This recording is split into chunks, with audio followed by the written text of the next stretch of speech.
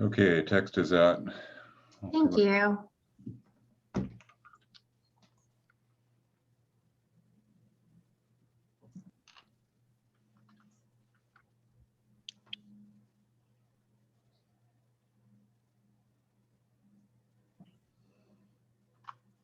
All right, let's start this meeting to order. Thank you everyone for coming to the Fillmore Pyro Groundwater Sustainable Agency. Extremely important work that we are doing today. So I will call it to order, and let's see, we have our roll call. I don't have my virtual flag on my screen today, but maybe we should have, let's see, there's Candace, perfect. Christina, if you could lead us on the Pledge of Allegiance, that'd be wonderful. Sure.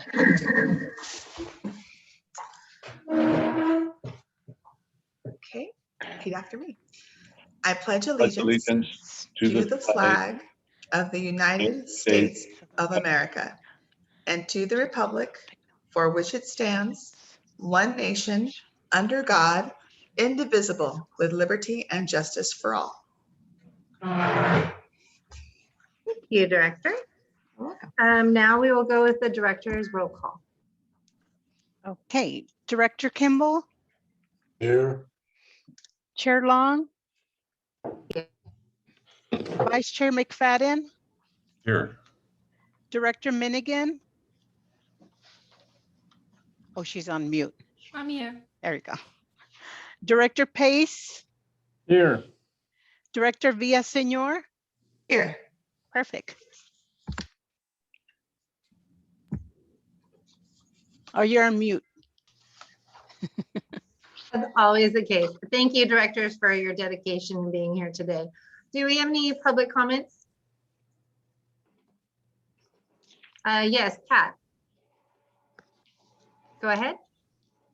Hi, thank you. Good evening, everybody. I'd like to say a few words, and I also submitted these to the clerk of the board for everybody to review. It's a little long, so just bear with me, but I have a few things I wanted to say on behalf of the Nature Conservancy. So in addition to acknowledging GDEs in the surface water depletion sustainability indicator, the riparian vegetation in the Santa Clara River is also impacted by groundwater elevation and needs consideration when establishing the sustainable management criteria, such as the minimum thresholds and measurable objectives for the groundwater elevation sustainability indicator as well. Recent research out of UCSB has found that the depth to groundwater needs to remain within 12 feet or 4 meters beneath riparian woodlands during drought periods. During the last 2011 to 2016 drought, when depth to groundwater exceeded 24 feet, we experienced extensive mortality during the drought of cottonwoods willow habitat. TNC therefore recommends that these groundwater thresholds be considered when establishing minimum thresholds and measurable objectives for the groundwater elevation sustainability indicator.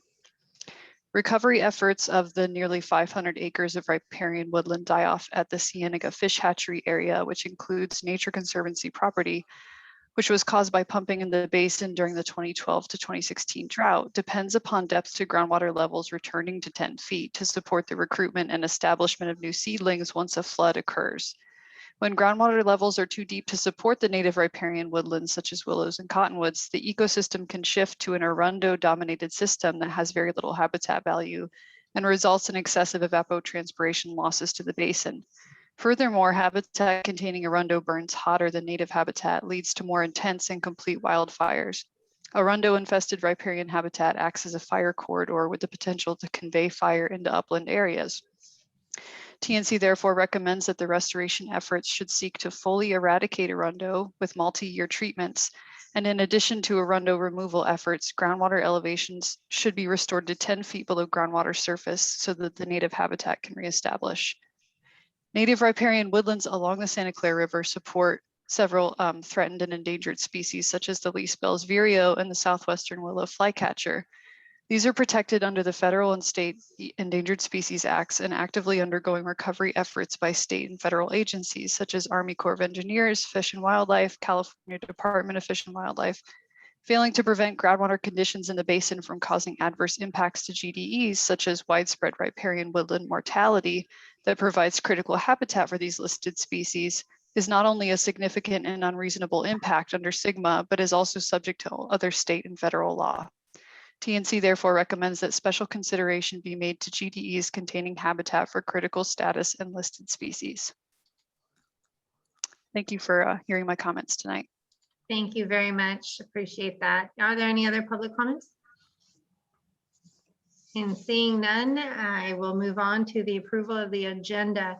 Tony, Emmerich, do we have any modifications to the agenda? Chair Long, no, we do not. Okay, then if our directors have any changes, let me know. Else I'll take a motion to approve. So moved. It's been first by Director McFadden and the second, please. A Second. Okay, second by Director Pace. And then a roll call, please. Okay. Director Kimball, Aye. Chair Long, Aye. Chair McFadden, Aye. Director Minigan, Aye. Director Pace, Yes. Director Villaseñor. Aye. Okay.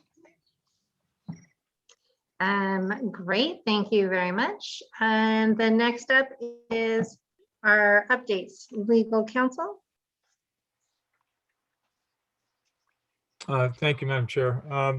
As you may know, I drafted an analysis for the board's consideration after the last meeting. As you may recall, there was a discussion about really what the parameters are for the agency as it develops the GSP in relation to existing statutory schemes like the ESA, and being a water lawyer, I couldn't resist the other kind of doctrinal considerations that should be considered.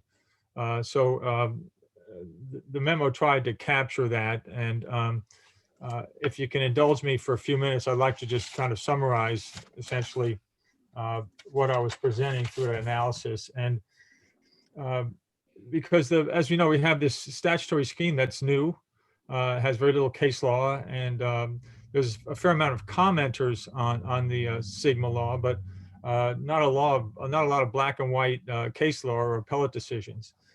And so we have one of the first issues that we identify, I think it's the last several meetings, what does it mean to consider something? And we tried to answer that in the first part of our analysis, because as you know, the GSA is required to consider uses, reasonable uses and reasonable users. And it's really, as the commenters have discussed, and as we analyze it, the purpose of that is to engage the relevant stakeholders. And in our view, the district or the agency has cleared the bar in that regard. There's been very well advertised, well attended a series of public meetings where, as I understand it, almost all the stakeholders that are involved in this process have been heard and considered. So I think the consideration to date has met any legal requirements. Also, the compliance with other existing laws. Again, the SGMA statute doesn't give us great guidance on that, other than we should be avoid significant and unreasonable impacts. We see from other doctrines like reasonable use doctrine that exists in the water world, and the public trust doctrine that public trust, it doesn't appear to be applicable, but it does offer some guidance in terms of agencies considering public resources being protected for the benefit of the people. In my view, having reviewed Mr. Morgan's presentations, especially the last two or three, that these are certainly being considered in your analysis and what's being presented to the board for consideration.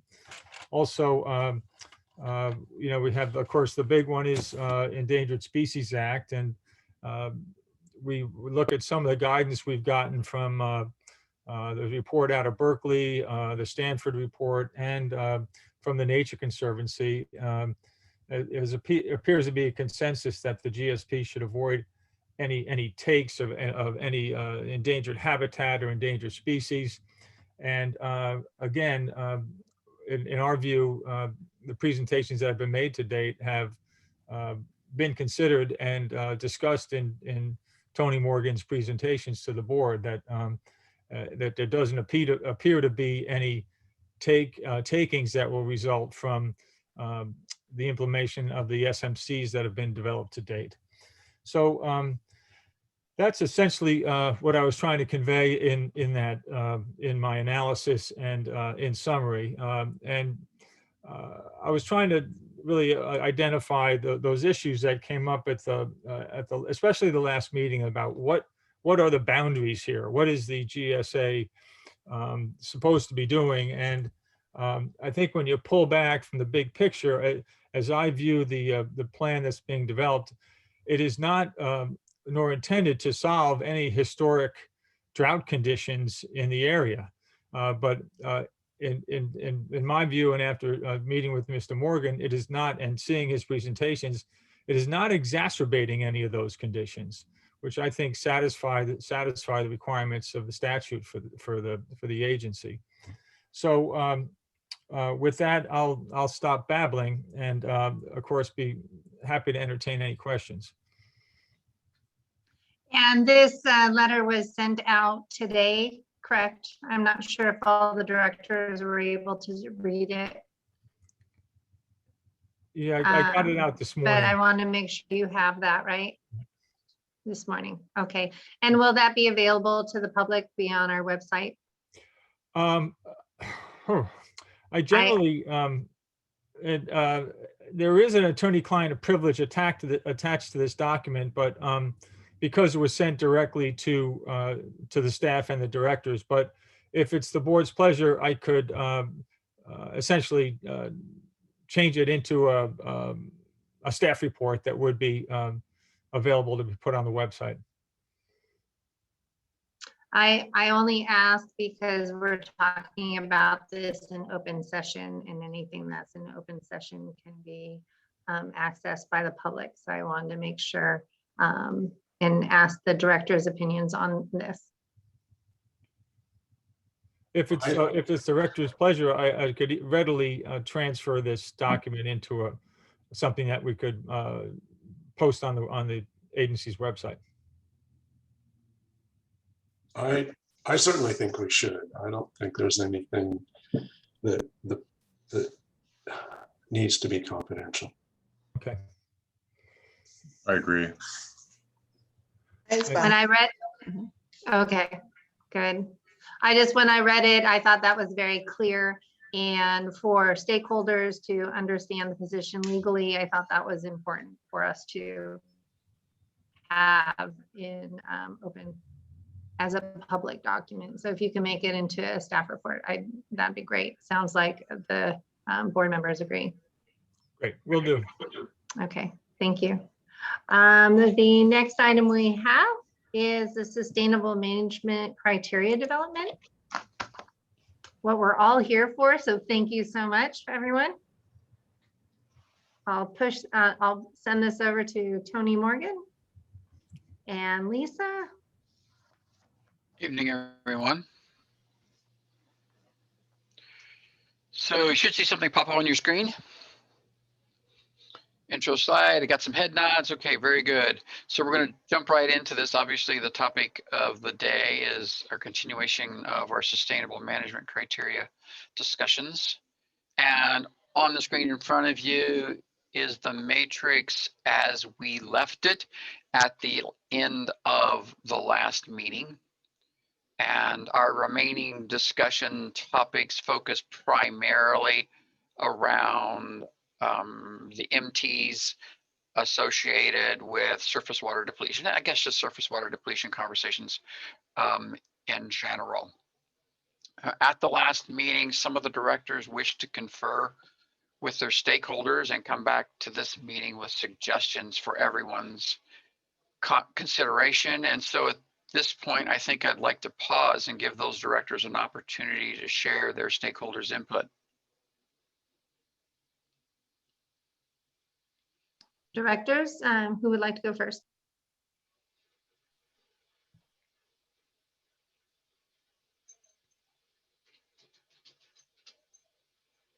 Anyone? I can share just a little thought, if you can hear me. Yes, Yes. go ahead. So, Yes. okay. So I don't know if this is jumping in or anything like that, but just in light of, some of the comments we've already heard this evening in public comment, I imagine there's going to be some discussion there potentially in groundwater elevations. But what I had anticipated is that and what we had discussed with the pumpers is that we were likely mainly focusing on surface water depletion this evening. And not so much that we had come back with, we were kind of expecting to hear from others tonight, maybe we still will, of some kind of information there of MTs and MOs.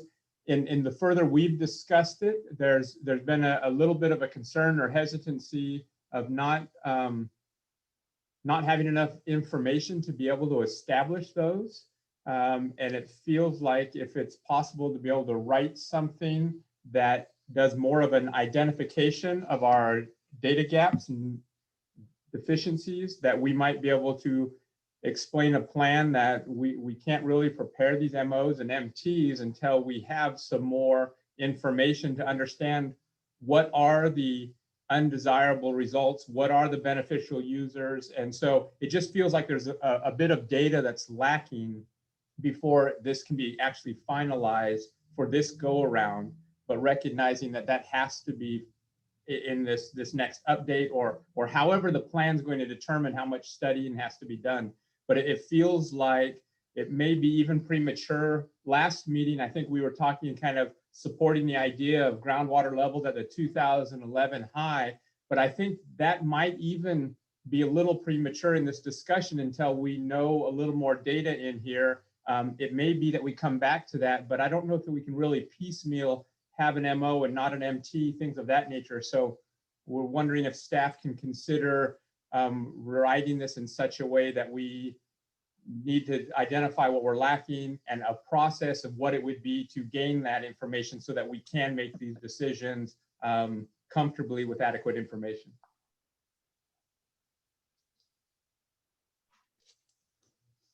Okay, anyone else?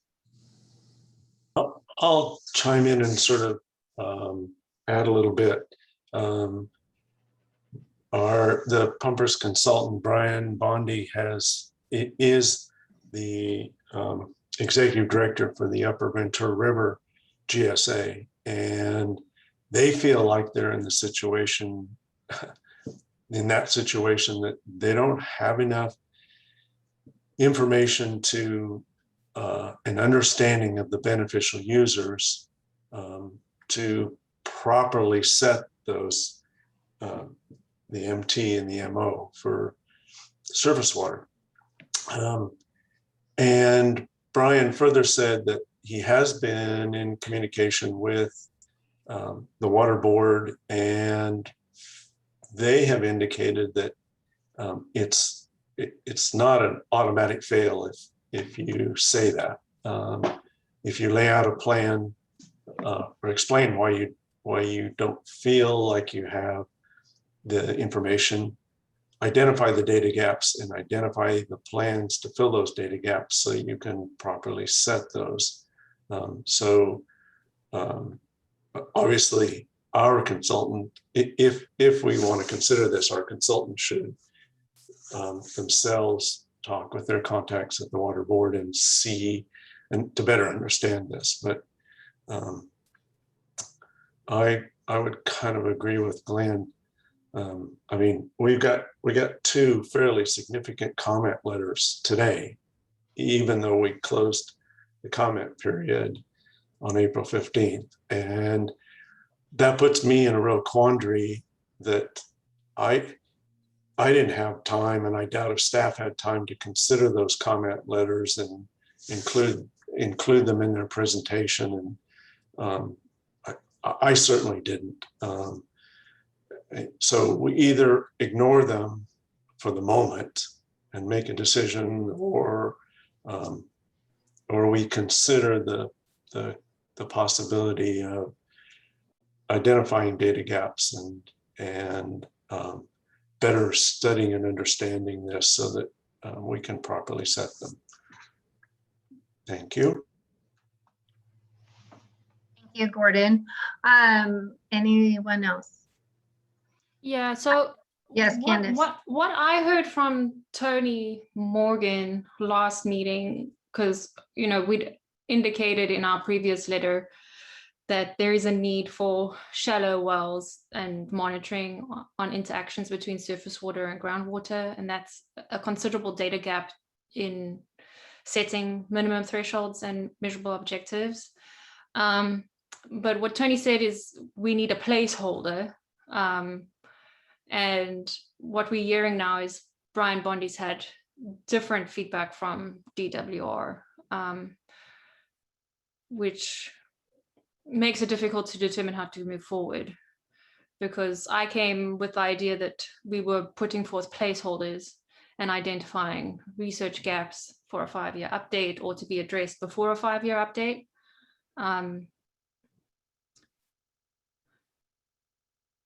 So maybe Tony wants to jump in and explain how he'd prefer to move forward with the discussion. Well, let me ask some questions also.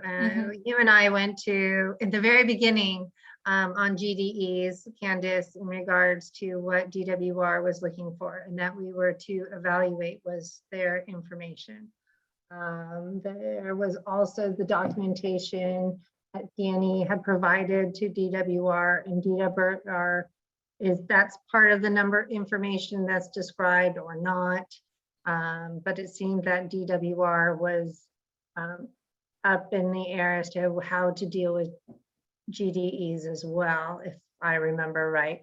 Scott's letter that he sent, Stephen's letter that he sent today with the opinion, states that, where is it? States that basically we have to that the GSA should discuss impacts on species that are potentially at risk.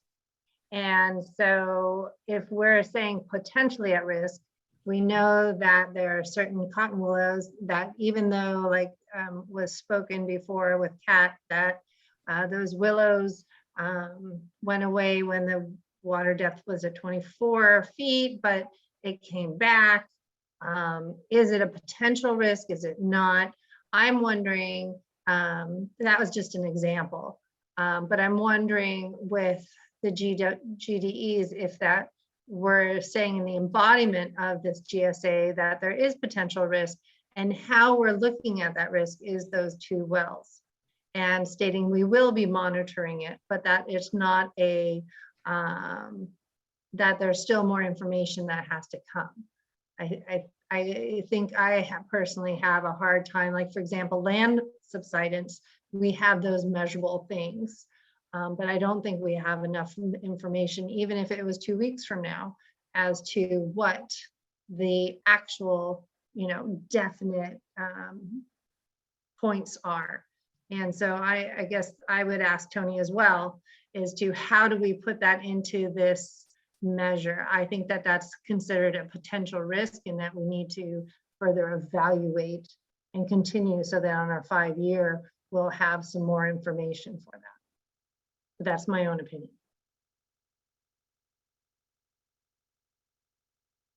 So, Tony, what do you think?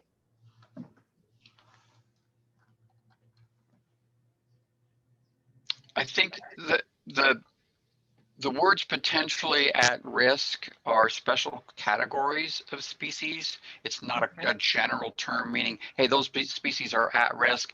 It's a special category of species that the agencies have set up, and it's generally a category where they might be at risk, but the agency needs to do more studies to figure out whether they move up into a higher priority or not.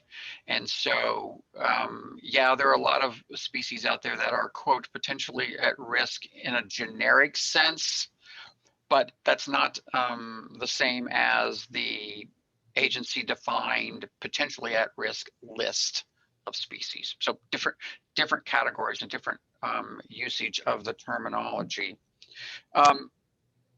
And so based on, so there's specific GDEs we have to protect, right? That they've stated from the state Listed that we have species, to? yeah. Listed species. So those would be the ones we would have to look as potential, correct? Or no? And then what is You that would look at all potential the specials. outcome? Yeah, you would look at all the special status species, endangered, threatened, like all the categories that we've talked about many times before. So those are the ones that we would take into consideration when we're establishing MTs and defining what an unreasonable result might be. So would that possibility? I think we've been going down that process Right. all along the way here. So But Tony, you can't give a hard number for that. That's all I'm saying. So we can state that we're moving forward looking at that, but there's not a hard number for that, I don't think. And I would say yeah, we could probably come up with a number. The question is based on what? Right. We can make up a number, but we need to have something technical to lean upon. And in the absence of something technical to lean upon, then we're a little bit floundering. And we've heard from DWR many times that they want your MTs to be technically defensible. You have to have a reason why you picked that number or that elevation, whatever it is. They want you to defend it. Why is that important? Why is it if water levels drop below X, that's a significant and unreasonable impact? Tony, I think, Dr. McFadden, you had a comment? yes. I think Glenn and Gordon were able to maybe express themselves a little better than I was last meeting, where I asked a similar question. If we had to have specific MTs and MOs in the GSP to move forward. And I think what we're saying is that in the case of surface water depletion, it's very difficult to do that without further information and research. So the question I have for you is, can you put together a GSP now that will fly, that doesn't have even a placeholder MT or MO for surface water depletion, but more a process? We're getting a logical process for determining MTs or MOs as we Right. do our research. Well, Right. I would say that we know what steelhead requires from a rearing and spawning point of view. There's suitability index for the habitat that's suitable. So it's not that that's not necessarily there. It's more about, okay, well, where is that rearing and spawning habitat? And then identifying those GDEs, like those rising water reaches, and then those metrics that we know are required for species to reproduce and rear and spawn, would be for those specific areas, whereas maybe just the migration corridor would have different metrics because you wouldn't be having rearing and spawning in those areas. And those requirements, again, are different. They're not as stringent. So how do you write that in the GSP? Because those are based on state and federal guidelines. Well, I think you have management areas, and we've spoken about management areas in the past. Right. So and I'm different stating, management areas have different minimum thresholds and undesirable results from maybe the larger main stem areas. So I think we discussed, or we questioned whether or not the routes that I think many of us have thought as being migratory routes through the basins are spawning and rearing areas, or if those are outside the basin, just because of other factors. There's not enough water, temperature, whatever. So it would be hard for me to think of many areas inside the basins that are our concern that would qualify as spawning and rearing areas. Well, we've definitely identified potential rearing habitat along Lost Creek, and that's within the basin. Right, but the significant rising groundwater areas are at the two boundary basins, at Willard Road and at the fish hatchery, and we had a comment or an opinion from Stillwater that those those surface water areas are probably too warm, but to me, it seems like we need to find out for sure.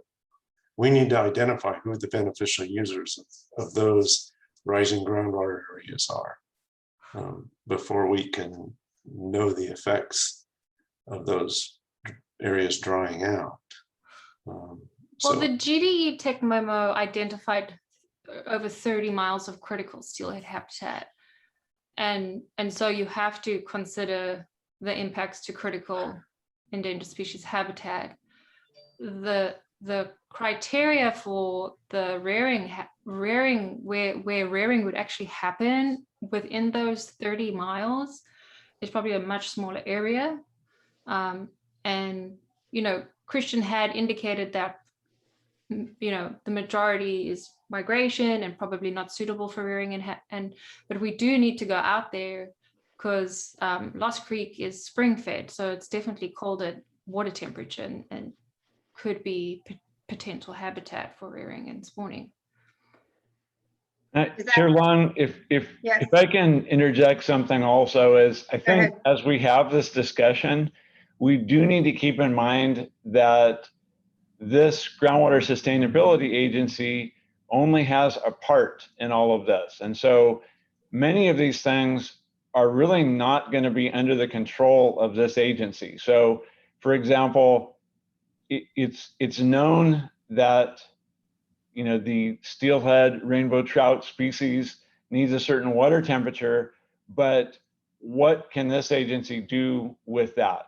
If a riparian area is being fed by rising groundwater, this agency really has no authority nor capability to do anything about that. So I think we're a lot better. And for example, another thing that I think our discussions over the past couple months have shown is that these two basins are pretty good for both humans and species during normal and wet periods. Mm-hmm. There are problems in drought periods. And this agency has very little control over what happens. I would say that the data showed us, to my surprise, that even reducing pumping in the Piru Basin by 50% did not save the stand of cottonwoods and willows. I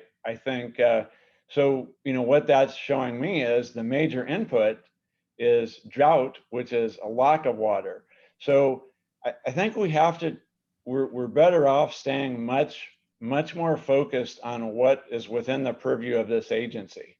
So I think the agency can do many things, like commission a study, or like monitor the shallow groundwater. And I think especially the monitoring we should do, and we have a program that we're proposing.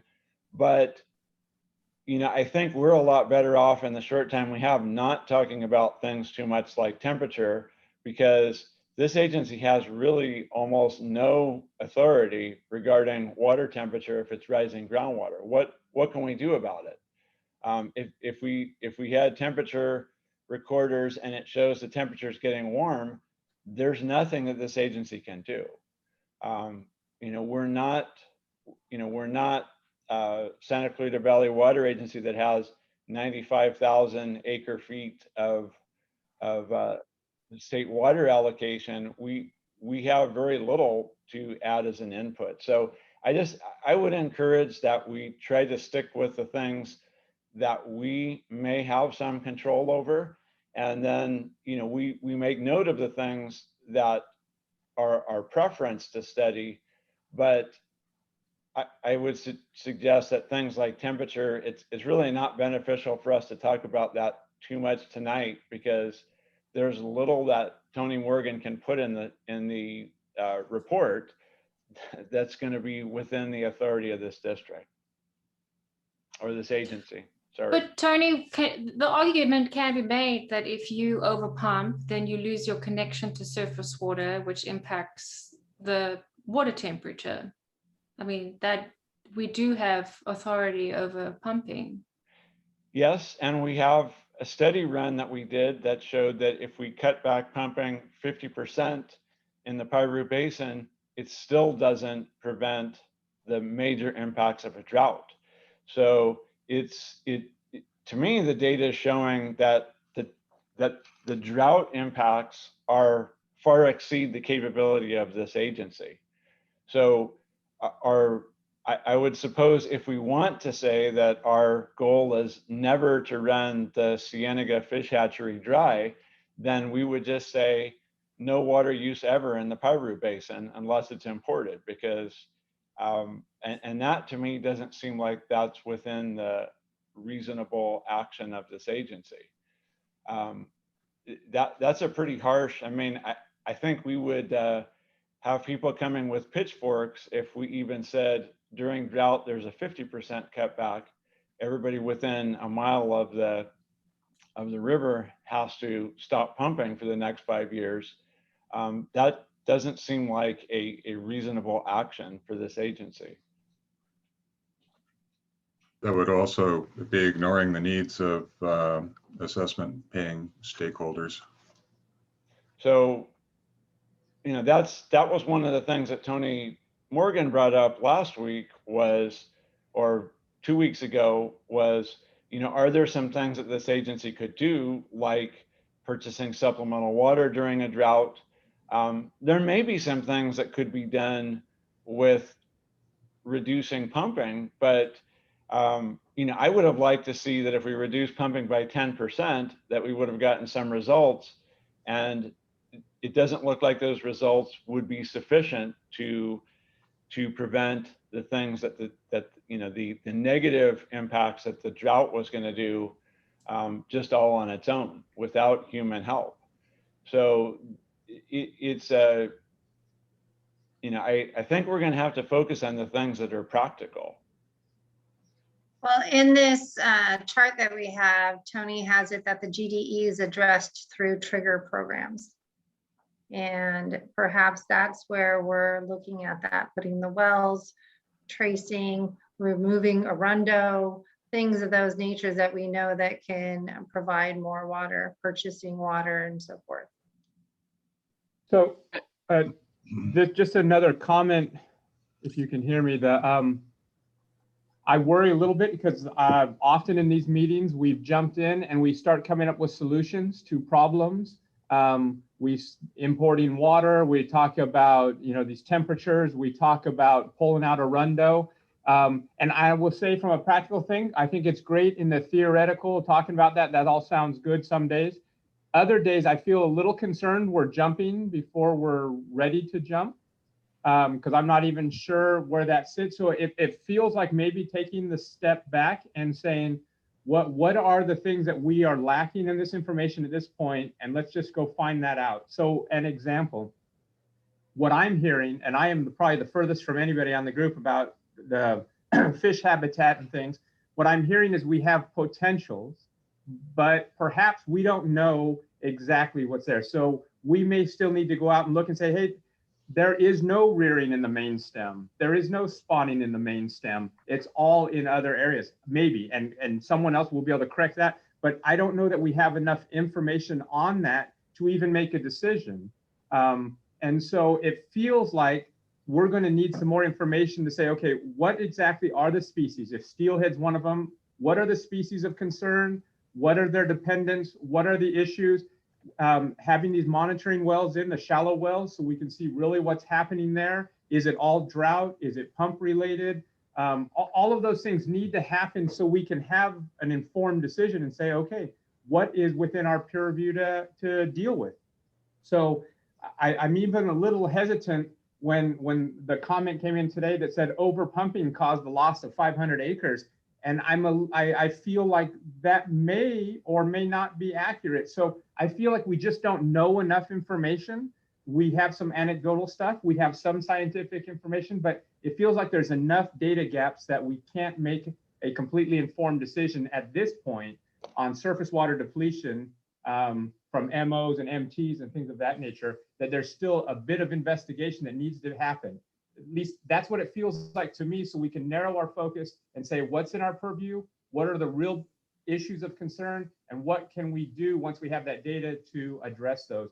And it seems like it's going to be a bit more of studying, and I don't think it's going to happen in the next 6 months or a year. It seems to me once we get these wells drilled, we're going to have to monitor those for a while and see what's going on. And once we have someone going out there checking, I don't think that 1 year of someone going out and looking at the creek is going to tell us if we have spawning and rearing. It may take multiple years to evaluate that, depending on what our cycles are like. And so I think we're going to have to develop a plan to say, this is how we're going to get this information so we can make a good decision. That's what it feels like from my perspective. Thank you, Glenn. I do see Brian Bondi's hand up, but I'm waiting till after the directors all get their comments, and then I'll offer up public comment as well. In the meantime, we got to get a GSP together in short order. Right, and we are coming to the deadline. And I appreciate this is good conversation. Other directors, any comments? I just had a question for Kat with the Nature Conservancy. Because we had adopted the groundwater elevation SMC last meeting. When you say TNC recommends that these groundwater thresholds be considered when establishing minimum thresholds and measurable objectives, are you suggesting that where there are identified groundwater dependent ecosystems that there be a minimum threshold of this 12 feet? I'm just trying to be clear on what you're asking for. Mm-hmm. Yeah, the 12 feet minimum. And there's no other, where did that 12 feet come from?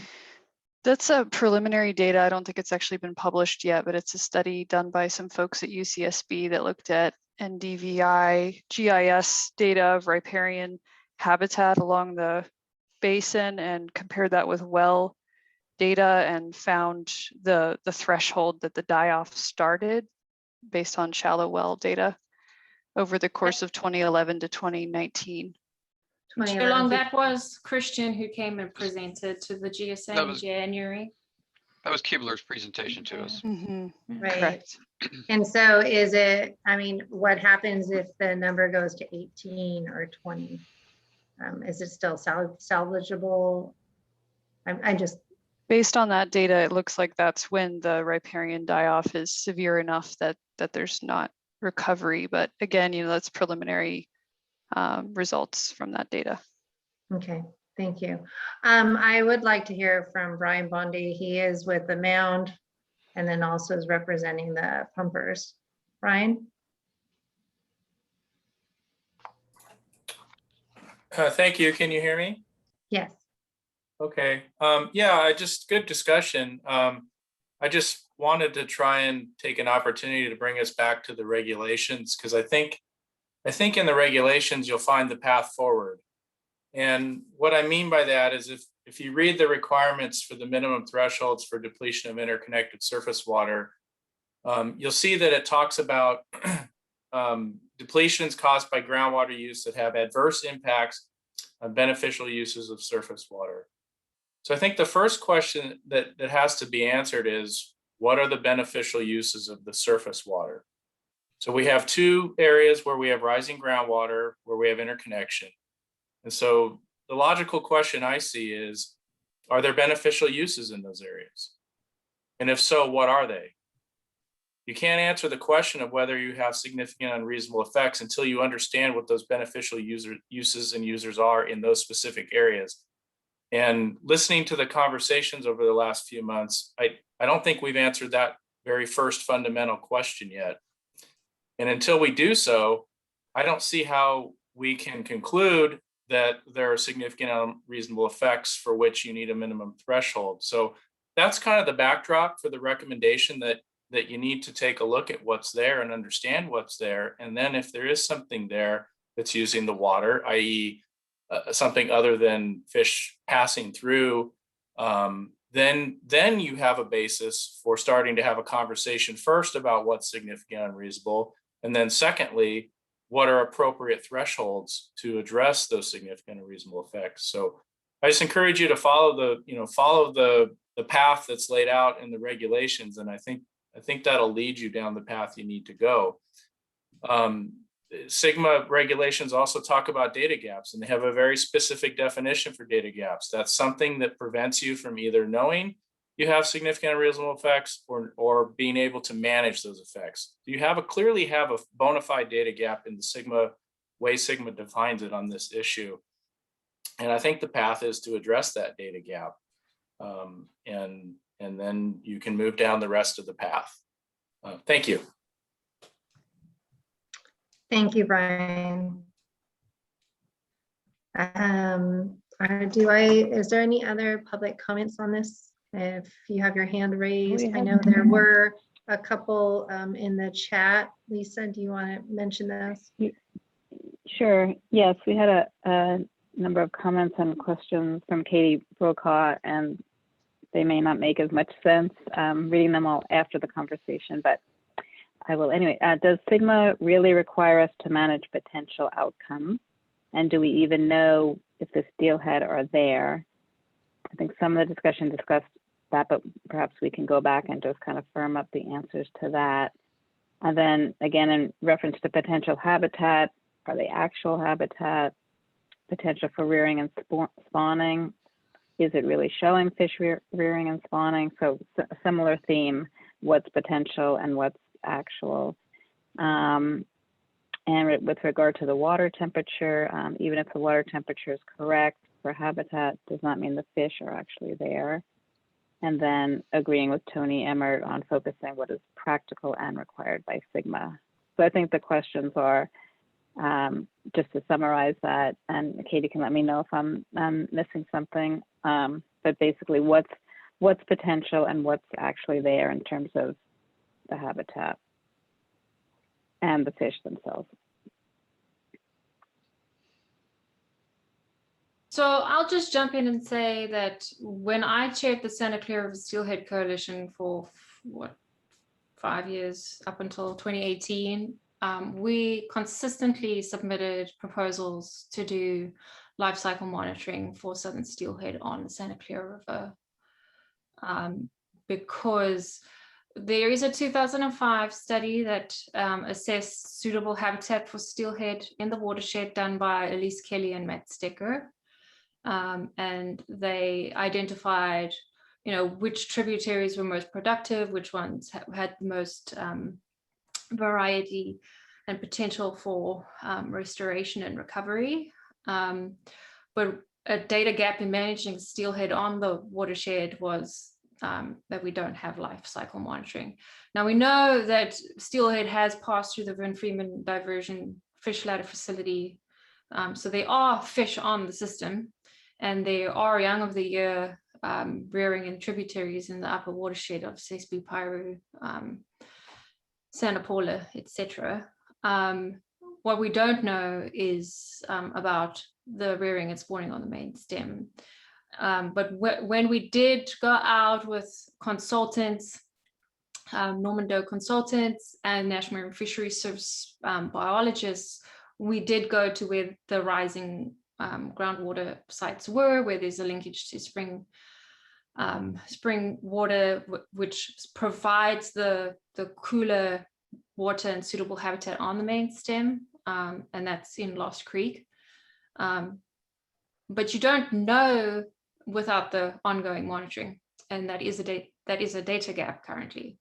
It's why this coalition pursued funding to address that data gap, and it's why it remains a data gap for us to know whether or not they are out there as the GSA as well, to consider them or not to consider them.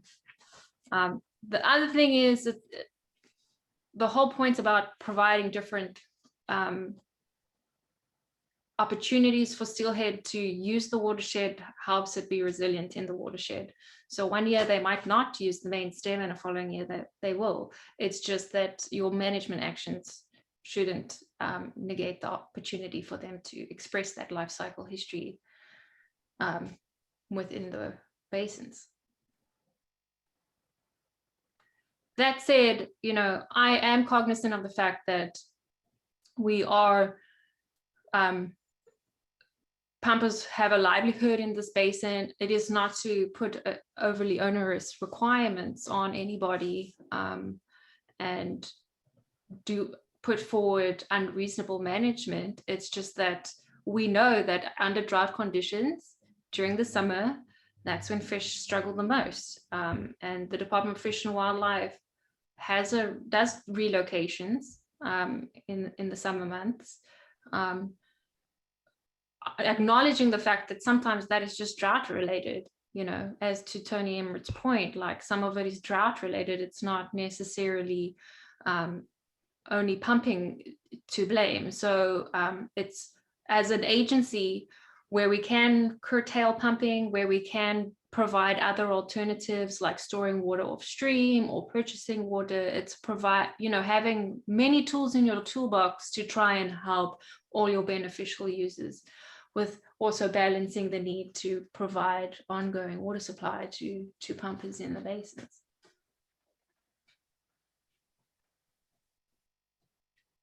I would agree that there is data gap and that we do have to, that there needs more information.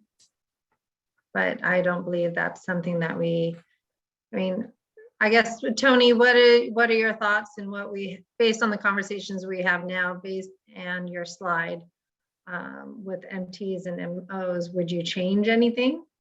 What would the suggestion be? My honest opinion? Yep. We're lost in the weeds. No pun intended of vegetation. We're lost in the weeds. We already know what beneficial uses are out there. There's no potable use, there's no domestic use, there's no irrigation use, there's no recreation use. There are some GDEs that we need to address, you know, and that general genre, GDEs, ESA compliance, that kind of thing. There is that. But as far as the rest of the beneficial uses and users, we've already got that defined. So I think we've checked that box of who's there. And that, if you remember a few presentations ago, I suggested in the absence of beneficial users, we don't need to propose an MT, but we do need to address the GDEs, and we can do that through a trigger process that gets them considered and dealt with in that manner, which is 100% permissible through the SGMA process. Right. So there's that. Secondly, I'm not quite sure I understand the board's issues with what species are present and what would be their requirements as far as water, I assume. If the fact that they're there and we need to provide something in the way of surface water, are you saying that the board would be willing to say, well, if one species requires water that's, I'm making up something, a half a foot deep, and another one requires water that's a foot deep, that the board would think that that would be something that would be a suitable MT to try to maintain? And so I'm confused as to why the species are an important thing, and then what would the board do as a mitigative action if species A and B were there but not C, in another place B and C were there but not A? What would we do differently that's still within the purview of this agency's authorities? Right now, you have no authority over surface water. You can't really change the groundwater temperature. It is what it is. You do have authority over pumping. That's true in the basin. But how would we address some of these things that we've been tossing around here and still keep ourselves within the bumpers of the agency's authority? It's okay to go do studies, but if the studies come back and say, yes, there's rearing and spawning habitat there. Okay, now what? Oh, it needs more rising water. Okay, where does that take us? That takes us right back to, oh, we got to cut back pumping. So if the water is too warm, well, what can the agency control? You can't control the water temperature. You can't stop the sun from hitting the stream and warming up a pool of water. So what do you change? Well, you can change pumping. And so maybe there's more rising groundwater in that area, and maybe that cooler water would cool that pool sufficiently. I don't know that for a fact, but I'm trying to take us down a path where we get to something that's within the purview of the agency to do or to fix. Doing science studies to say there's spawning habitat and those kinds of things is perfectly fine and acceptable. I think it's outside of the purview of this agency. That's your responsibility to do that. That's just my personal opinion. Tony, it's not outside of the purview of the agency. We have to identify groundwater dependent ecosystems. And a beneficial user is the species, and a beneficial use is the habitat. It's not outside of the purview of the agency. And that's and we've already concluded that GDEs are part of the beneficial use and users process. Okay, so we're already checked that box. We're there. Okay, so it's okay if the agency wants to do studies to go say what species are there and that kind of thing. The question that comes about is, once you have that information, what would you do about it? What would you do differently? What are the mitigative actions you could take if you said, oh yes, there are threatened and endangered species there? What would you do differently now, knowing that? And so that's where I'm getting concerned as to where are we going with this? And so I feel like we're a bit lost in the weeds, and we've drilled down and we're worried about things that the agency can't control. Okay, well, let me just provide some context. The way folks are talking about surface water now is that in the United States, because of the Endangered Species Act, a lot of it has been species driven. This is a criticism that other countries have of how endangered species are protected in the United States. Mm-hmm. And the discussion and the focus has gone to what we call functional flows. That's where you protect the ecological process rather than a species. That's why I'm saying if you set a metric that provides an ecological function, then you meet a host of species needs. It's not about a particular species. However, when it comes to threatened and endangered species, some species are going to require more specific management, and that goes back to the point that I've made previously, that there is a spatial and a temporal aspect to steelhead management. We know that during summer in the drought, rearing that's the concern that you want to, that's the undesirable result. You don't want fish boiling in pools, So then the mitigation is, providing the water when the fish needs it. It's not about, and that can be through not just reducing pumping, but through augmenting flows through other ways. Can you help elaborate on that, other ways? Well, in some parts of the state, there are Trout Unlimited does agreements where they take surface water and you can store it and you can put it back in the stream later when fish need it. It's like it's a water rights transactional process. But if we stopped all pumping in the basin and those 2 areas of rising groundwater that we're talking about that provide surface water that might support aquatic habitat, if those go dry in a drought anyway, then the species must adapt to that drought time, go away and come back, and there's literally nothing we can do about it. Even reducing 50% of the water usage, which means turning off half the water to the city of Fillmore and Piru, still results in those areas going dry. So is that a significant and unreasonable result? That's the problem we have to balance, I think, because the criterion is it significant and unreasonable? And is turning off 50% of the water to the cities and to the permanent crops so that they die? Is that significant and unreasonable when you're not going to prevent those 2 areas of rising groundwater going dry anyway? That's my struggle here. I think that is the struggle. The struggle is fish do well in wet years and fish don't do well in dry years. And it's teasing out the metric that shows that it's not because of drought, it's because of the pumping action. And then we as a board have to weigh the different beneficial uses.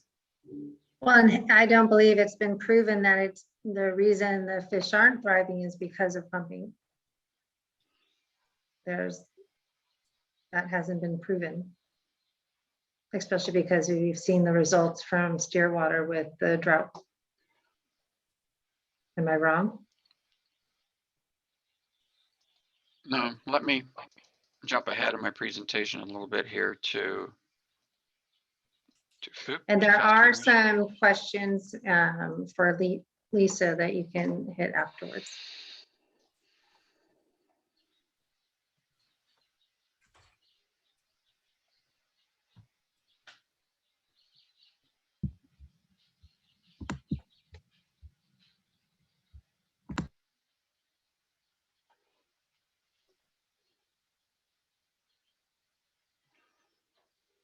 Do you want to go through questions first?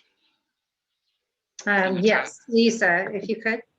Oh, sorry. I thought you said to go through after the presentation. So scrolling backwards a little bit, Katie Brokaw recommended that if there is a data gap regarding steelhead, then let's use the tool that Sigma gives us to cite the need and fill the data gap over the next 5 years. Matt Freeman noted that the argument can easily be made that if all invasive vegetative species were eliminated from the entire Santa Clara watershed, that surface water flows would increase, but it's not within the scope of Sigma. It's not fair or reasonable to assume that pumpers should automatically bear burden of less surface waters when we know that the major flood events have destroyed large beneficial vegetative habitat that's been replaced by invasive vegetative species such as tamarisk and arundinodonax. Dan Detmer was asking, are fish populations the data gap? And then Kat Selm asked for an explanation of the trigger process that was referred to for GDEs rather than the MT.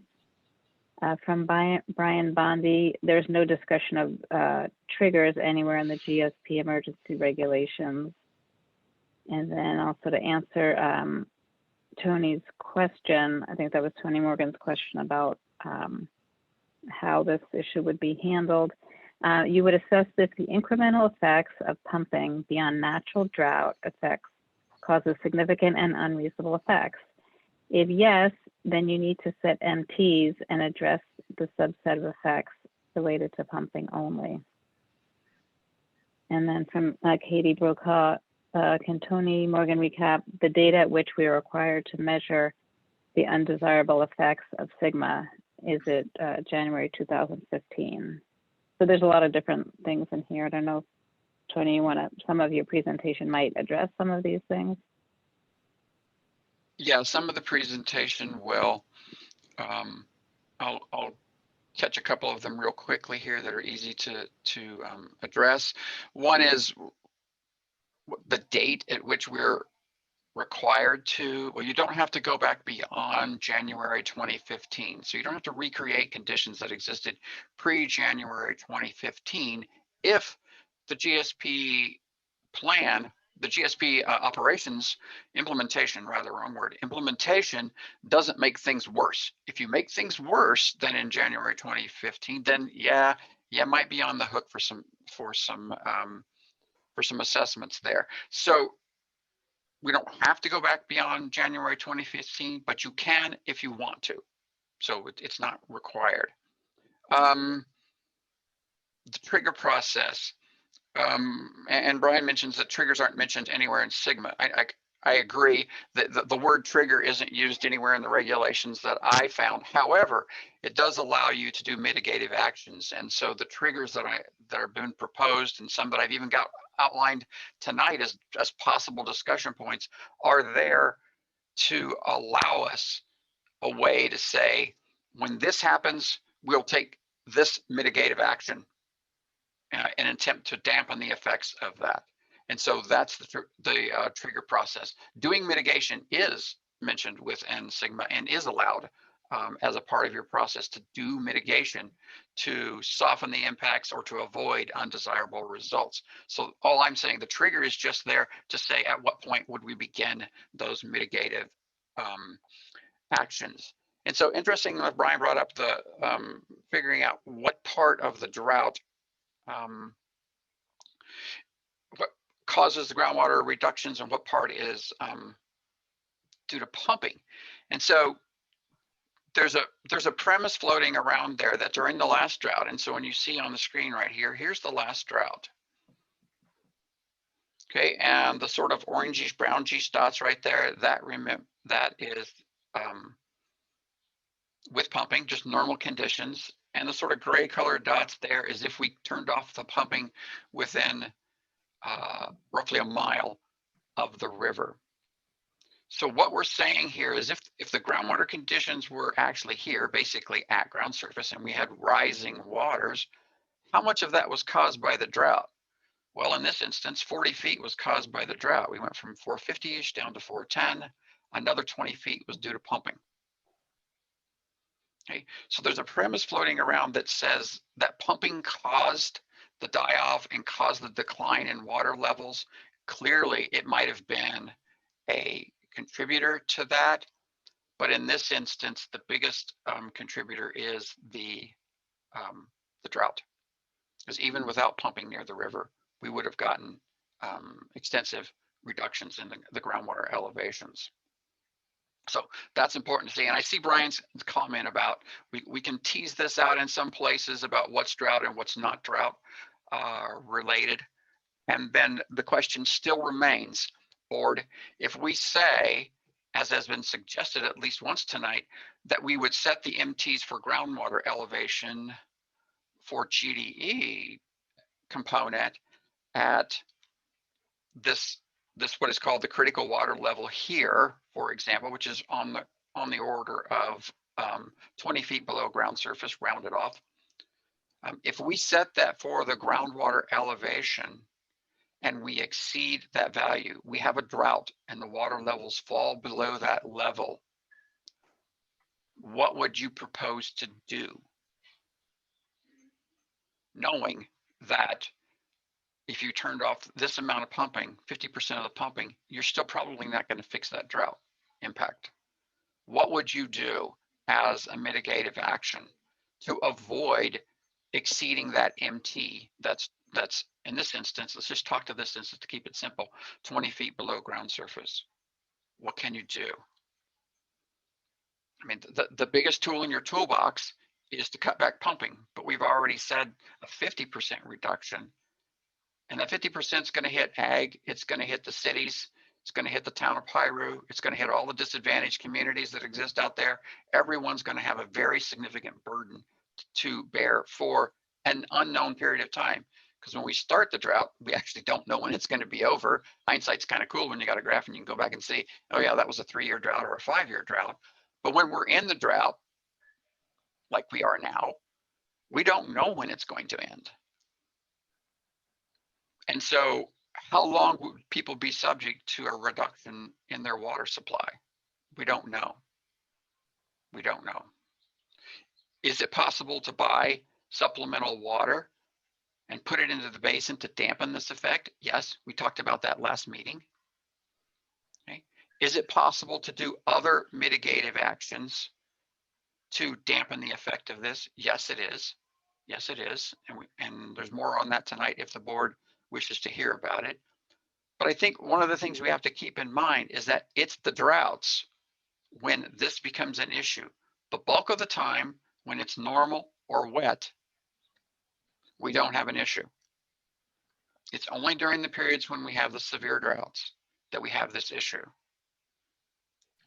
Question, Tony, on your Of course. lows for the fish hatchery they're pumping, is that their lowest amount of pumping that they could have? What are their highs and lows? I mean, say this again now. So the fish hatchery is pumping. Are they pumping at 100%? Are they pumping at a lower amount? What level do they need to pump to keep the fish there good? To maintain the fish hatchery. Yeah, I'm just wondering, is trying this to their remember, and I don't remember off maximum the top. level?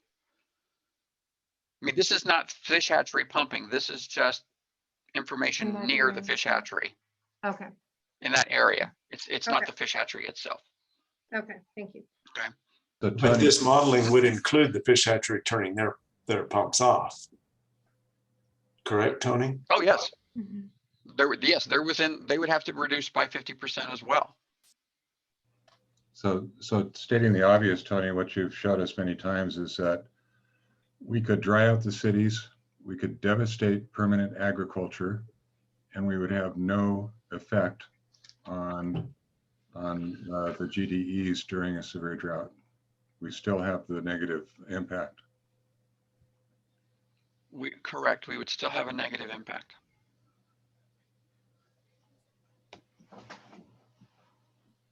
Well, that's unreasonable.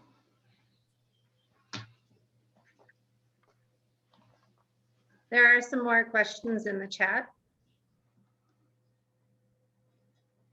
Yes.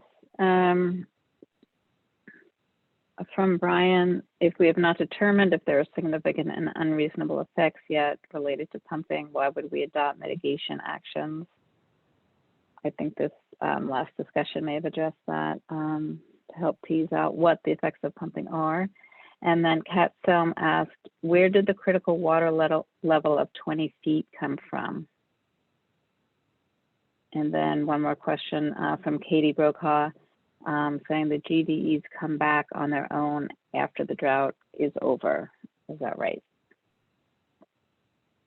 So I can help with some of those questions. Where did the critical water level? That's based on Kibler's presentation that he gave to the board here a few months ago, where we took the 2011 value and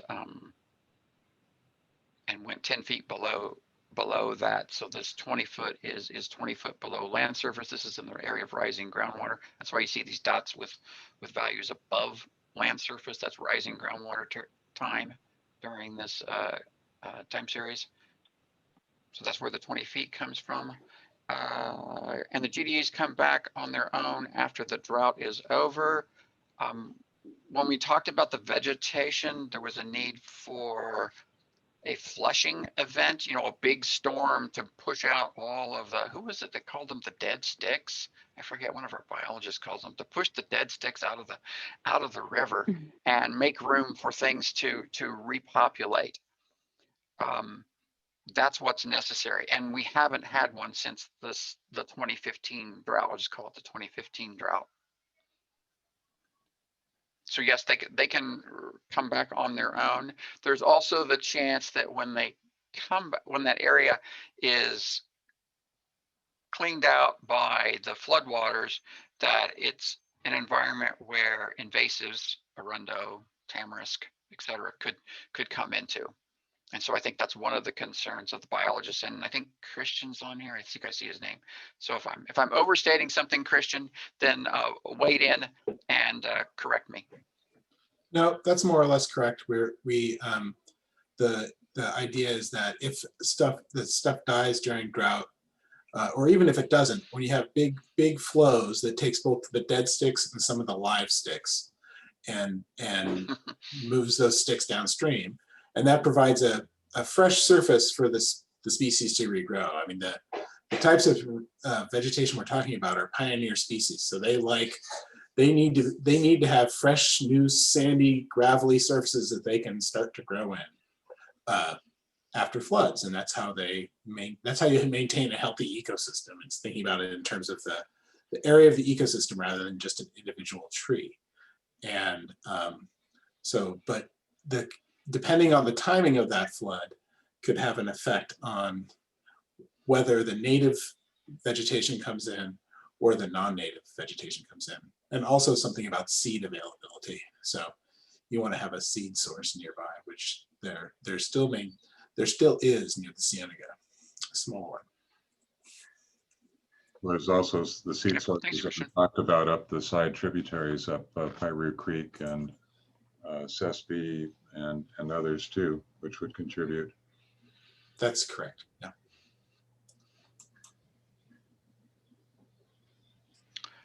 There was another question here. I almost skipped over it, Brian. If we've not determined if there are significant unreasonable effects related to pumping, why would we adopt mitigation measures? I think it's just, we haven't said we're adopting mitigation measures. We're offering out ideas for the board to consider if they wished to say, you know, pumping does contribute something to the stressing of the vegetation or the die-off of vegetation or fish or birds, anything.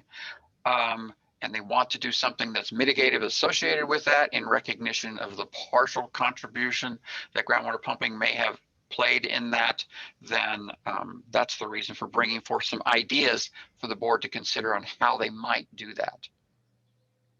Thank you. EJ, I see your hand is risen. Do you have a question or a comment? You're on mute. Sorry. Yeah, thank you. You hear me now, right? Yeah. Yep. Yeah. Yeah, Tony, I hope you get through this presentation sometime tonight, but this is a really interesting slide. And I think that maybe one thing we're missing is if you look at the period from January 2025 in this model to January 2045, you see that under with the orange dots, just the normal pumping continues, that we're way below that critical water level. But if we shut down all the pumping, we may very well be, well, certainly most of the time, and maybe enough of the time to allow the riparian areas to survive. So, we're not going to shut down all the pumping. So what do? I think that in a case like this, where this is really a perfect example of how you could have die-off strictly because of pumping, that there be a management action in the plan that says that when this occurs, that the agency will somehow ensure that the non-native invasive plants that come in so quickly after a big die-off, that they are removed. They are kept out of the area until such time as the water levels return and can support the riparian habitat. I think this would be also beneficial for the pumpers in general, because by keeping the tamarisk out, keeping the arundo out, you reduce that ET load, on the water. So maybe that's where we should go with this as far as the solution. It's just something I would suggest. But Tony, thank you for the great slide. No problem. If I might, are there more questions that we can address right now? Other hands? I don't see hands on my screen, so. No, but I do have a question with what EJ was saying about arundo. How would our GSA, or how do we put it in the GSA so that we're working with other agencies to remove arundo? Like, I'm signing a letter today to Senator Feinstein to remove all the Santa Clara River arundo with different associations. We're not actually paying for it, but we would support actions like that. So we could, support studies or grants or things of that nature. Will that be built into this GSA? The wording. I think those are potential projects that we can put into the GSA, and we've got a long list of things that we could potentially do. If we move along here, let's talk about, well, here I think is the slide where we start the summary and we get into the possible mitigative actions that address your question, Director Long. Is in the Valle area, we don't propose that there be any management actions out there. It's a shallow groundwater system. It's being fed by wastewater largely from upstream, and there's very little pumping. So not much to get concerned with here. In the Cienega fish hatchery area that we've been spending most of our time talking about, we can't prevent dewatering of the shallow groundwater or material reductions in the rising groundwater, even with extreme pumping reductions. So is that someplace we should consider mitigative actions there? Then the East Valley Willard Road is, we do reduce the rising groundwater by pumping, but we don't eliminate it during dry periods. So, and this area has potential as a refuge for GDEs in severe droughts. So maybe we consider helping that area during the severe droughts. And so put together just a list of things that we can talk about. It's meant to stimulate your thinking, is how to go about building a framework of mitigative actions that the board would be willing to advance. And so one of those that comes immediately to mind is supporting the Cienega project as they try to do the reestablishment of habitat there. Well, what does support mean? It could be financial support. They've got some substantial construction costs coming up, something on the order of $4.5 to $5 million, as I understand it. You could support them with grant support or out and out assistance, or be the matching funds. You know, a lot of the grants require you to have a 25% matching fund. The agency could say, okay, we'll help be your matching funds entity as you go for those larger grant amounts.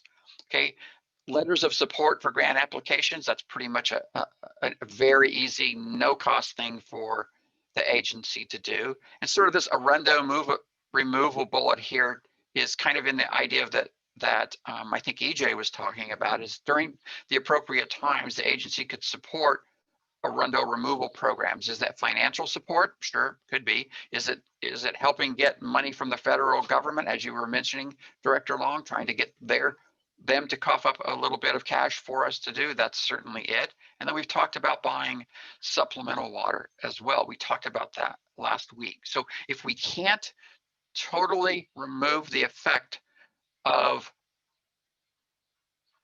drought, and is that really this agency's responsibility to remove the effects of drought? I would argue no. But if the agency says, you know, groundwater pumping is a bit contributory to that whole process, and we feel we want to do something mitigative in that arena, these are some options for you to begin to think about.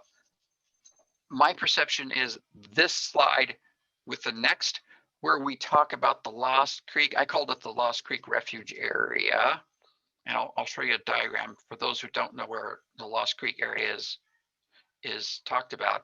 And this is something we chatted with Stillwater and the folks at United. We had a brainstorming session one afternoon to try to figure out what might we do. And so the concept would be, this is an area that likely would be a good place for severe drought refuge.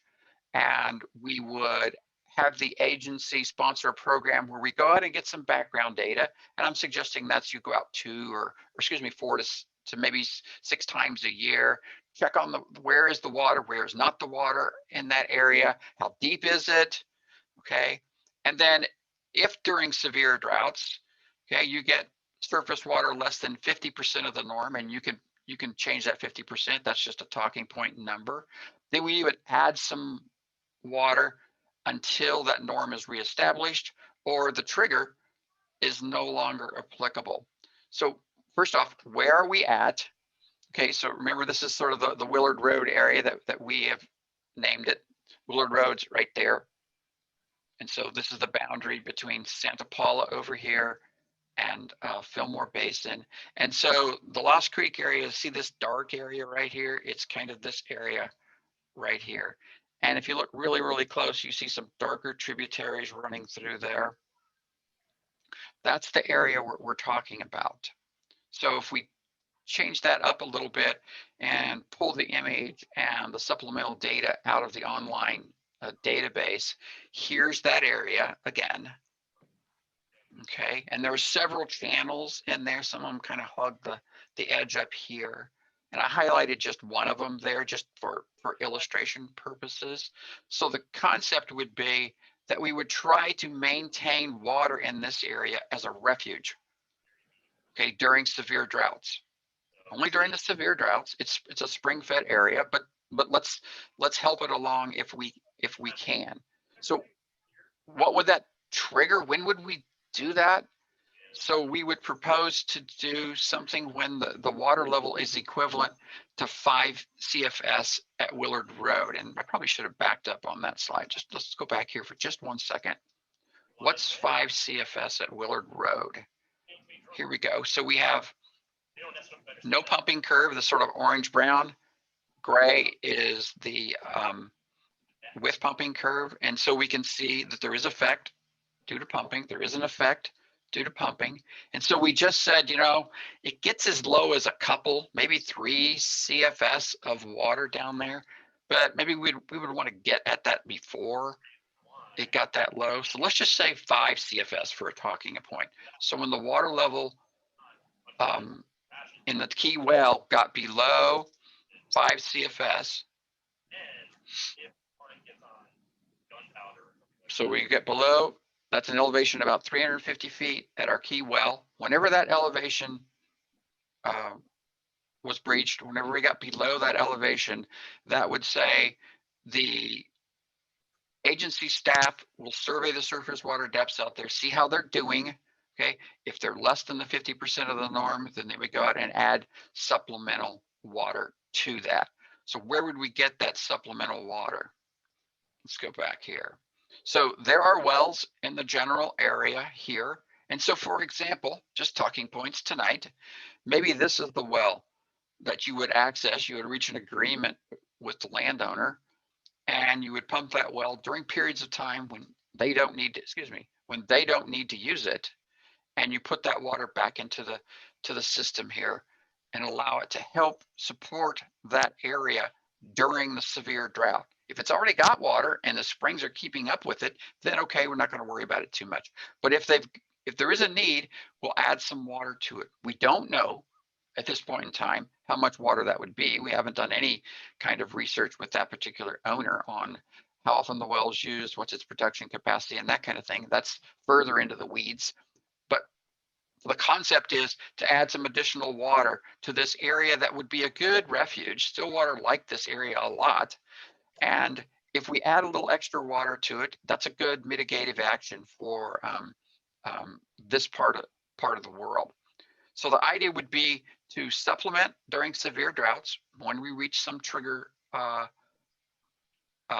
elevation in the target well, and then that would indicate that our rising water is being depleted.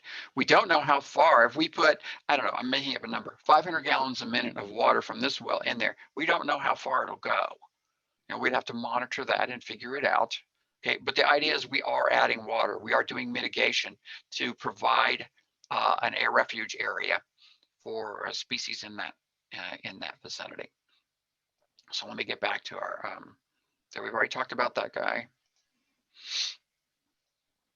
Okay, so how often would that be triggered? If we look at our historical data, and 350 elevation is there, how long would we be adding water, for example? And so here's some various periods of time. There's 23 months, just about 5 months, 5 months there, a little over a year there, a little over a month there. So over the historical period, that's kind of how it would work. So over this historical period, it's about, round it off, call it 6% of the time, but only during the droughts when that's focused. Would that happen? So this is a concept for acknowledging and recognizing that we can't totally reverse the effects of the drought. And our pumping has at least a bit of a contributory, maybe it's not the primary, it's not the root cause of some of the water level declines during the severe drought, but it's contributory to it. So in that case, then some of these mitigation programs may be something the board would wish to consider to soften the impacts associated with the pumping that goes on in the basin and the droughts that go on in the basin. So that's the concept. So Our job is to give you ideas to warm your brains up to think about how you might approach things. And I think that's my last slide for that for the moment. Yeah, there's a question from EJ. Yeah, I think it was kind of in response to a prior question about whether or not GDEs come back on their own. And EJ noted that riparian habitat often does not come back if non-native plants, such as arundo, establish and outcompete the riparian habitat. Yeah, and I think that's what we were saying earlier, that you have to be careful that when you do that, get that flushing event, that other species, the tamarisk and arundo, et cetera, don't come in and take over the area before the other vegetation reestablishes itself. So that goes back into that one mitigative action that was on a slide that says, hey, maybe the agency helps support arundo removal programs to make sure that stays under control. So I have to ask the question again. I realize that tamarisk and arundo were not here 100 years ago. I realize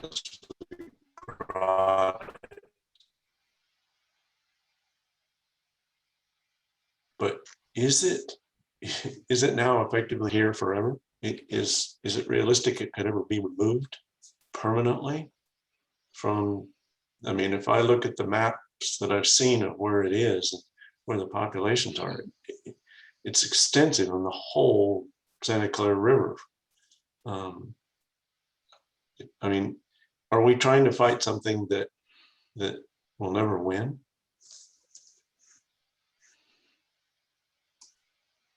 Well, Gordon, I would argue that, well, I wouldn't argue. I would just say that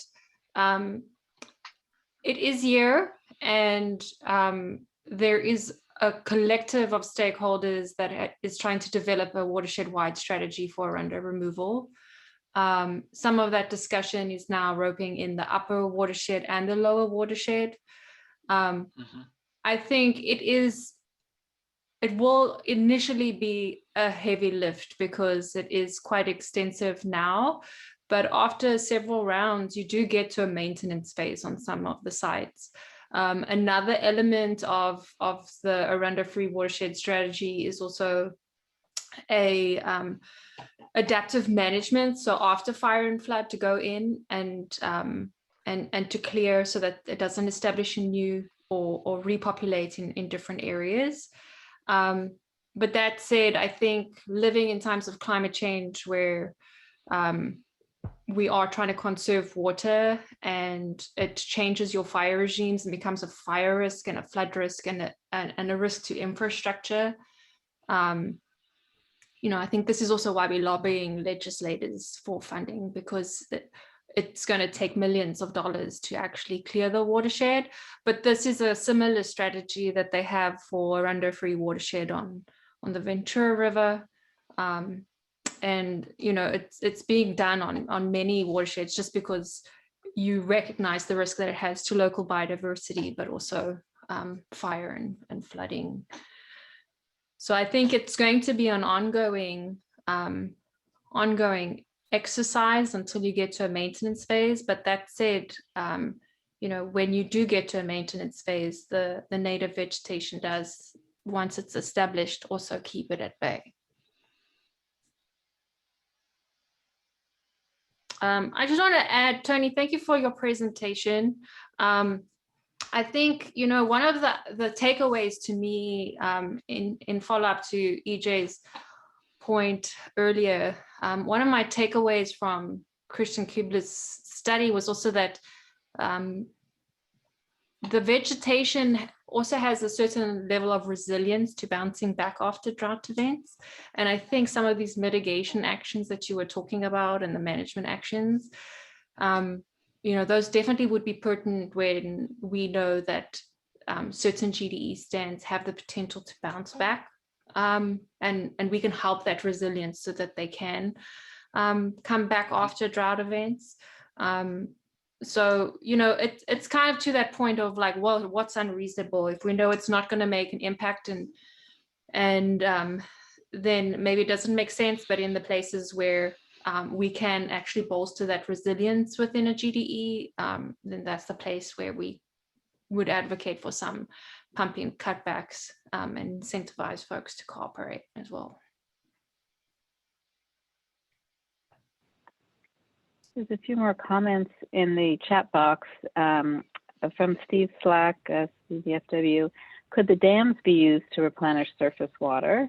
And then from Katie Brokaw, but are we required to mitigate non-natives that were here before the SGMA required period? And from Kat Selm, if we are talking about mitigating negative impacts of pumping on GDEs, such as the drought period shown in the model around 2030 to 2045, then invasive removal is one way to mitigate this impact to the recovery of those forests.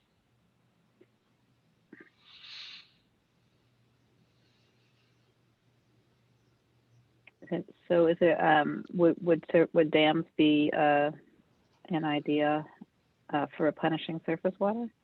Sure, Lon, I can attempt to answer that one. Essentially, in this area, the primary source of water we have would be Santa Felicia Dam, and when there's no rain in this area, there's no water available. So at this point, there's 17,000 acre feet in that reservoir. We've only had about 3 inches of rain in the watershed. So, you know, if we have a problem in the watershed that's leading to no water in the river, at least the tool we have with the Santa Felicia Dam is not really going to help us. So we would have to go to a water source outside of the area. So as Tony Morgan suggested a couple of weeks ago, we could sock money away and we could see what water is available in another part of the state. Sometimes you have statewide droughts like you have now, and there's probably no water available, or very little, or if you can get it, it's going to be extremely expensive. And sometimes you have years that we might have a drought here and we could get water. So 2017, I think, was an example of that, where there wasn't much of a drought in the north. There was a drought here, and we were able to bring some water in. So again, it's a tool that we can use, but you know, since this area is mostly reliant upon local water at this point, it's not a great tool. Tony, with that, can I ask if, for example, here's an example on here that we feed that one area for 1.4 months water. Where would we get that? Because I'm understanding that if you purchase it, you don't get to pick which month it comes or how long it stays. Mm-hmm. So I'm trying to understand how we would facilitate this. Chair Long, you are absolutely right that it's extremely complicated because there are lots of other factors that are involved in this. So if we've had a wet year and there happens to be water in Santa Felicia, the normal operation of that reservoir is that United releases water to recharge the groundwater. So I'm assuming that we've already done that and the reservoir is mostly empty. If we could get water from another agency, we could deliver it to Santa Felicia, but we cannot receive it. So if we receive it from Pyramid, it can only be delivered between November 1st and the end of February. So February 28th or 29th, I guess, depending on what the year is. Other than that, it can't be released down Middle Piru Creek because there are endangered arroyo toads that are present, and so water can't be released there. So it is possible to deliver some via Castaic Creek, and that's been done at least one time before, but that also is not guaranteed. So there are many if-thens involved in that, and it's highly likely you couldn't deliver it in the month that you needed it. And so I just don't want us to put in a measure that we wouldn't be able to obtain based on the knowledge and education everyone's been giving me on water delivery and getting Schedule A water or all of that. I have great concern on that one. And Chairline, one other thing is, if it's water that's using existing facilities, the State Water Project, the Santa Clara River, Santa Felicia, if it's water that's already dedicated to this area, so if it's Table A of Santa Clarita Valley Water Agency, if it's Table A of the kind of Santa Clara Valley, so United or Ventura or Casitas' allocations, we can deliver that, or we could deliver supplemental water like surplus water like the Article 21. But if we were to make a deal with rice farmer X in Butte County, we have to go through the whole CEQA process of evaluating the negative impacts to farm workers, businesses, rice companies in Butte County before we ever do that. So that's not a slam dunk either on evaluating the negative impacts in some other part of the state. So all of that stuff could perhaps be done ahead of time if we want to, but it would only be one of the tools in the toolbox, and it definitely isn't a precise tool. Tony, do you have to take delivery of state water right when it's available, or could you bank it someplace? Director McFadden, there are options on that. So if we were able to secure water, say, from another contractor in this watershed, we could likely store some in San Luis Reservoir partway down the State Water Project. And occasionally things happen and you lose that, but there is an opportunity to store some of it there. And then there are more complicated, longer term storage projects where people are storing water in groundwater basins in the San Joaquin or other places. And then you pay for that storage, and then you retrieve it when you want it, and it's conveyed by the State Water Project. But as I said earlier, we do still have limitations on the delivery on our end. And that was one of the reasons during the discussions last time we were talking about purchasing supplemental water. There was a distinct bullet in there that said you need to get all this lined up ahead of time because it's not going to happen quickly. So you need to go out and do your contacts and your agreements and your CEQA, not your CEQA, but your CEQA documentation. Get that all ready to go before you get to the situation where you really need the water. So it is a complicated thing, but then again, we're in the world of water in California. So what isn't complicated? Right. This is the way water is in California. And I would say, these are things that United is working on trying to do. You have to establish some of these relationships with other agencies. So, I think historically United did not do that. And so United is working on doing some of those things, establishing a closer working relationship with Santa Clarita Valley Water Agency that we share the watershed with, who has different access. They have some offsite storage, so there might be some things you could do with them. And we've been working on trying to establish some relationships with others. So as time goes forward, I think this agency could count on the fact that United will be trying to work that and open up some of those relationships. So the Fillmore and Pirate Basin GSA probably would not have to do that on its own, but certainly, if that is one of the items, if that is one of the tools that this agency wants to employ, the sooner we talk about that and the sooner we start socking away a little bit of money and get some, lead time on any of these arrangements, it certainly would be helpful.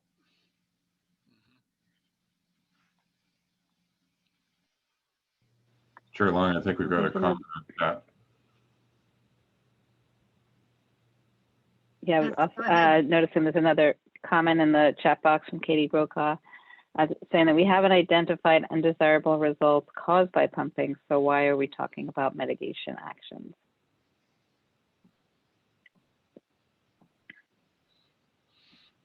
they're only proposed here as talking points for the board to consider. And if the board wishes to say that those groundwater levels, for example, falling below the critical water level, that the drought is a root cause of that, but pumping is also contributory to that at times. And so if they wish to propose mitigative actions in a way to say we're taking care of at least the pumping side of things by providing some mitigative efforts to that, that's the only reason it's being proposed, is to see what the board's pleasure is with that. Thank you. Tony, is there more of your presentation that you have? I want to make sure we hear all of it. Okay, thank you. We have till 10 tonight, right? No, I don't get to see everyone's expressions on that one. Darn it. Do we have to be conscious? Right? Everyone has to be, what? Awestruck. I just wanted to ask if there's more public comments, any other public comments on these items. And maybe Tony, if you could just put back the matrix, would that be it? Here's another one. Go ahead, Lisa. From Katie again, but is it required by Sigma to have proposed mitigation action for as yet undefined undesirable results? I think that goes with Director Pace's comments. Let's find out what those are first. I guess the operative word when I read that sentence is it required? No, it's not required.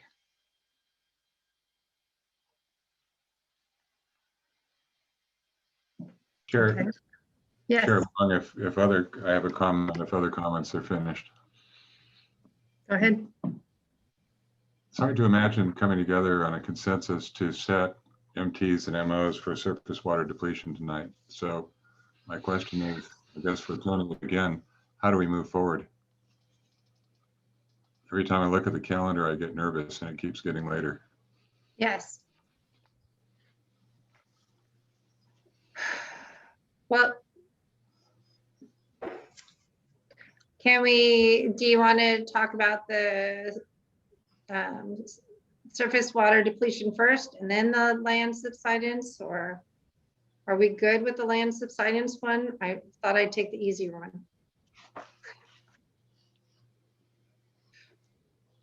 It was my recollection that we put land subsidence to bed last time, that we got a consensus on the board of which way to go. And this language should be reflective of that board's comments at that time. Okay, so then it's just the surface water. Brian Bondi, did you have a question? Saw your hand up for a minute.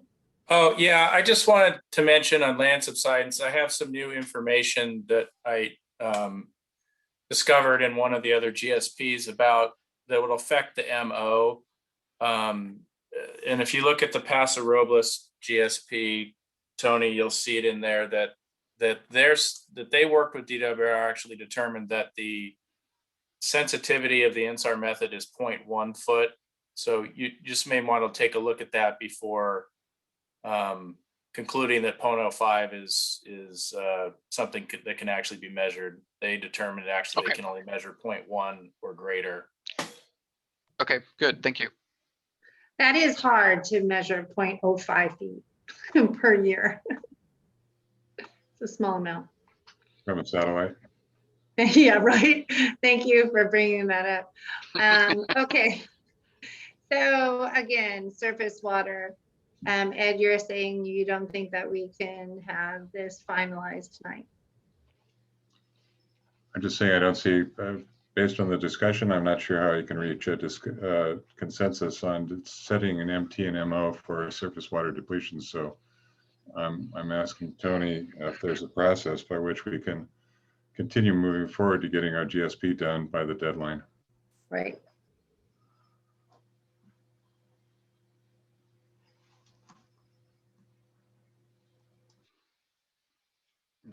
One of the questions that pops into my head is, if we're still thinking, or are we thinking, better way to phrase it, are we thinking that if we set an MT, and let's just pretend it's 20 feet below the land surface there, and as we showed on that one chart, that if we exceed that, then we exceed the MT for surface water depletion for biological purposes. If that's an MT and we can keep it at that point, and then say, but we're going to mitigate, we're going to implement some of those mitigations, and the board can select all of those or none of those if they have other ideas that might be applicable for that, and then we avoid the undesirable result via that mitigation effort.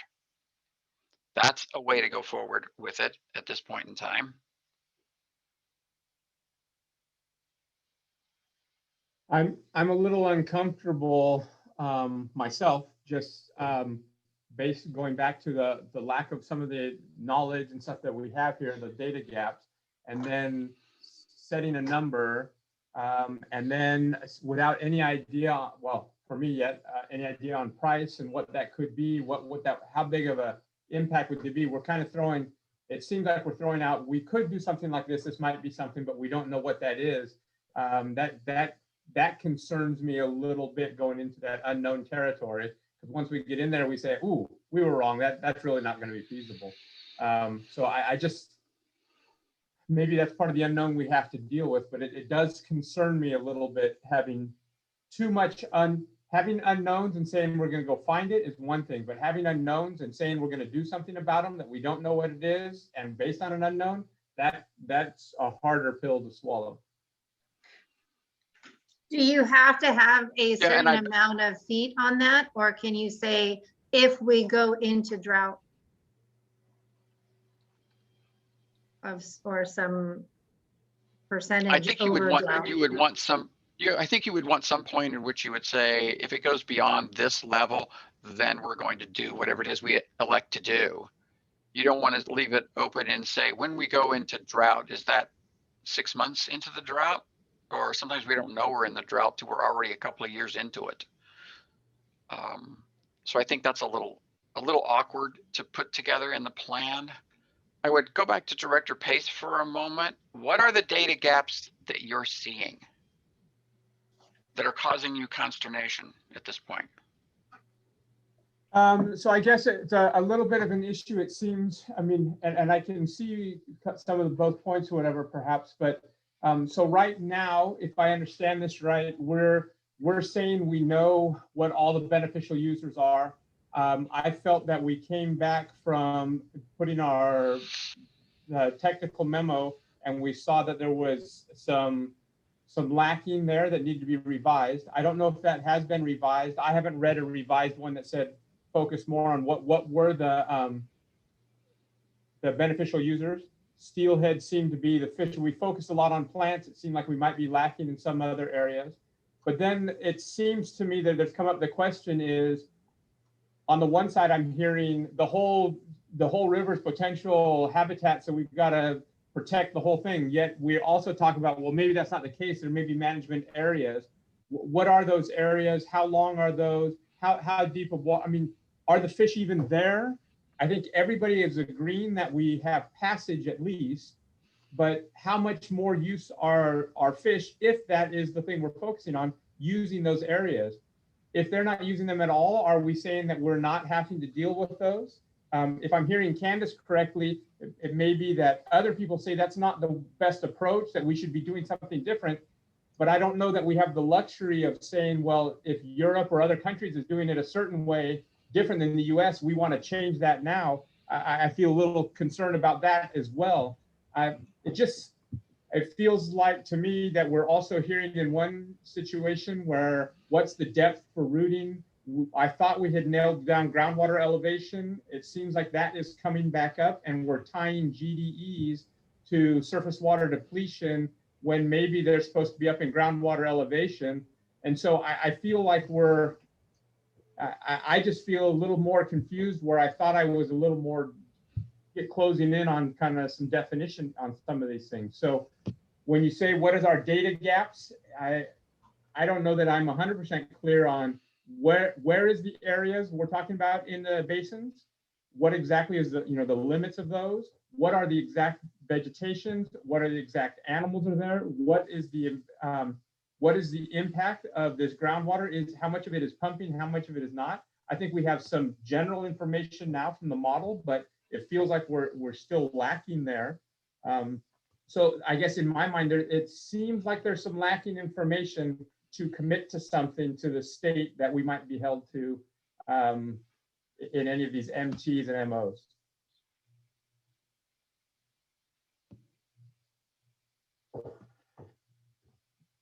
Brian Bondi, did you have a comment on that in addition to Glenn? I can if you like. I mean, I guess, saw your hand raised is why.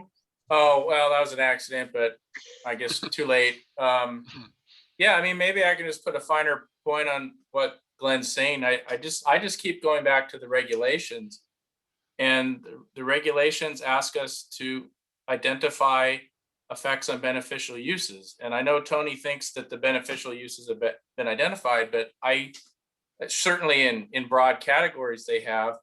But very specifically in the 2 rising groundwater areas, we have not characterized what the effects are on aquatic species that may or may not be having different life cycle functions in those areas. And until we know if there are aquatic species using those areas, at times when pumping related depletion can possibly have an effect, we don't know if there are significant unreasonable effects. We don't know if there are effects related to pumping. And furthermore, we don't know if they're significant or unreasonable. Until we can assess that with the data gaps to answer those questions, we don't know if we have undesirable results. And if we don't know if we have undesirable results, we don't know if we need mitigation actions. So I just keep coming back to the very fundamental question. What is going on in the rising groundwater areas, and is pumping having an effect? And if so, is that significant and unreasonable? If we have the data to answer those questions today, we should get that data out and answer those questions. If we don't have that data, I would offer that we have data gaps that need to be addressed. Thank you. And Christian, do you want to? We have. Oh, sorry. Go ahead, Tony.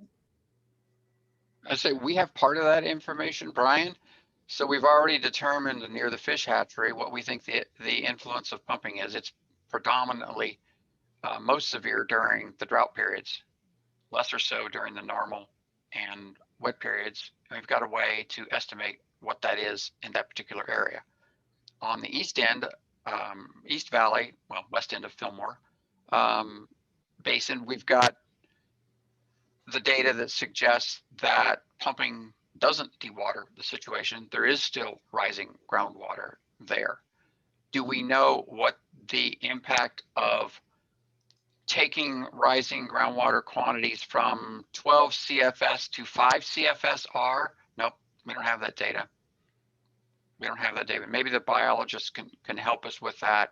But our rather simplistic approach here is to say, if there's rising groundwater, there is groundwater at the surface or very near the surface, and we've provided water supply for vegetation, amphibians, birds, etc., in that kind of context. And so that's an effort to try to advance the discussion and get us to the point where we can make a decision on how we want to structure an MT for this. Christian, you can probably give me eloquent words or correct my ineloquent words. How about that? That's a lot of pressure, but for 7 o'clock. But I would say that I just wanted to emphasize that it's not that we don't have an entire data gap about who the beneficial users are.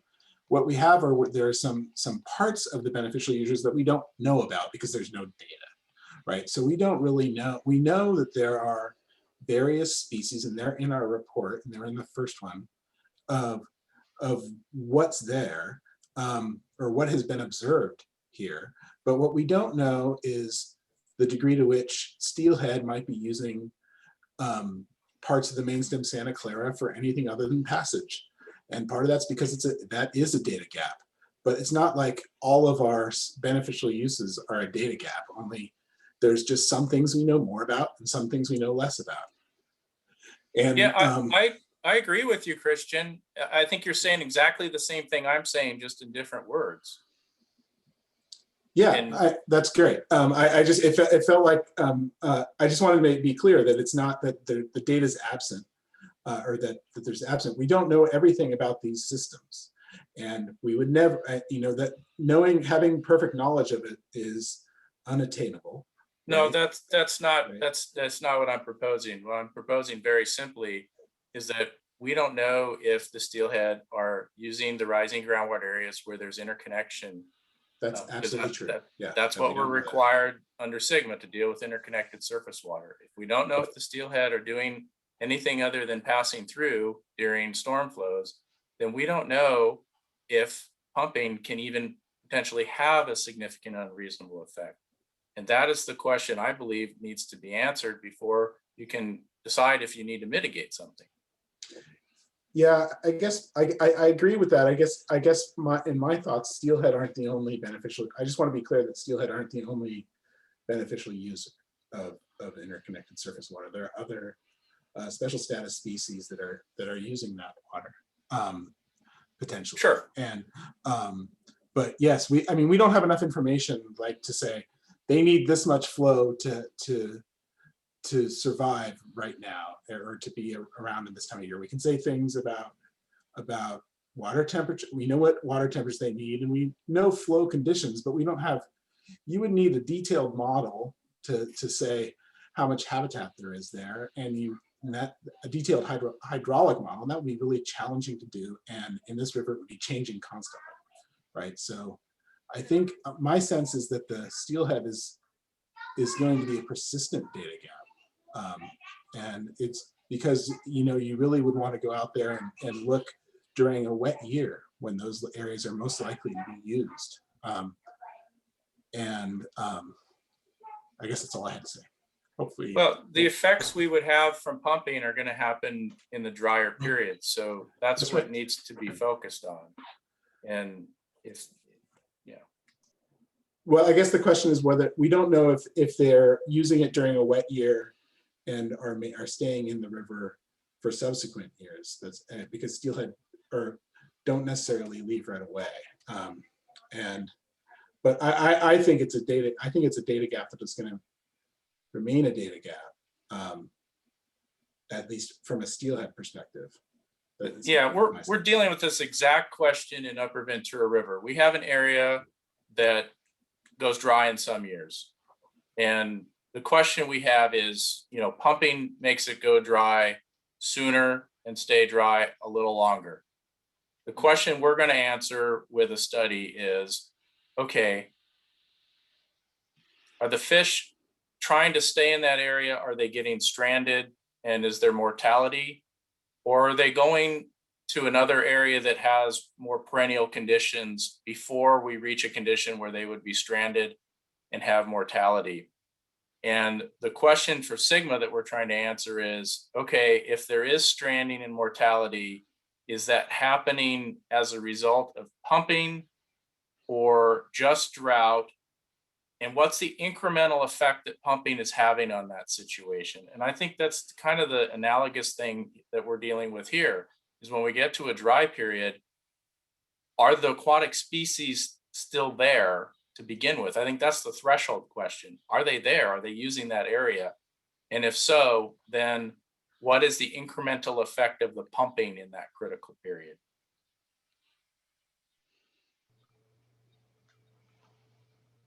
That seems right. Yeah. Brian, has the Upper Ventura River thought about, after they do the study, what then?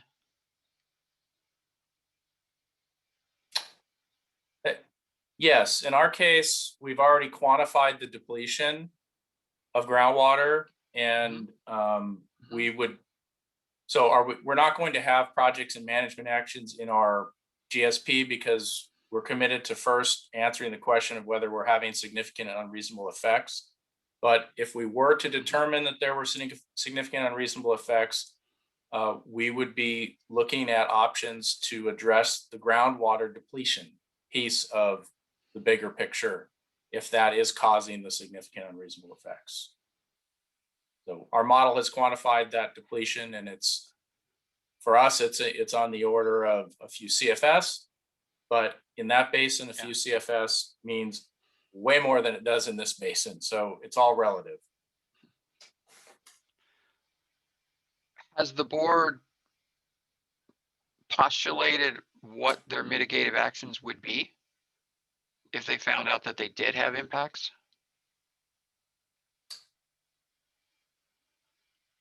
Again, we're going to determine if we have significant unreasonable effects first.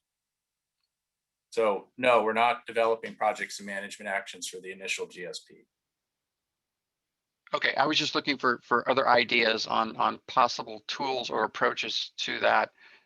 You know, we tossed around early on in this session tonight about reducing pumping is the biggest tool in the toolbox for this agency to use.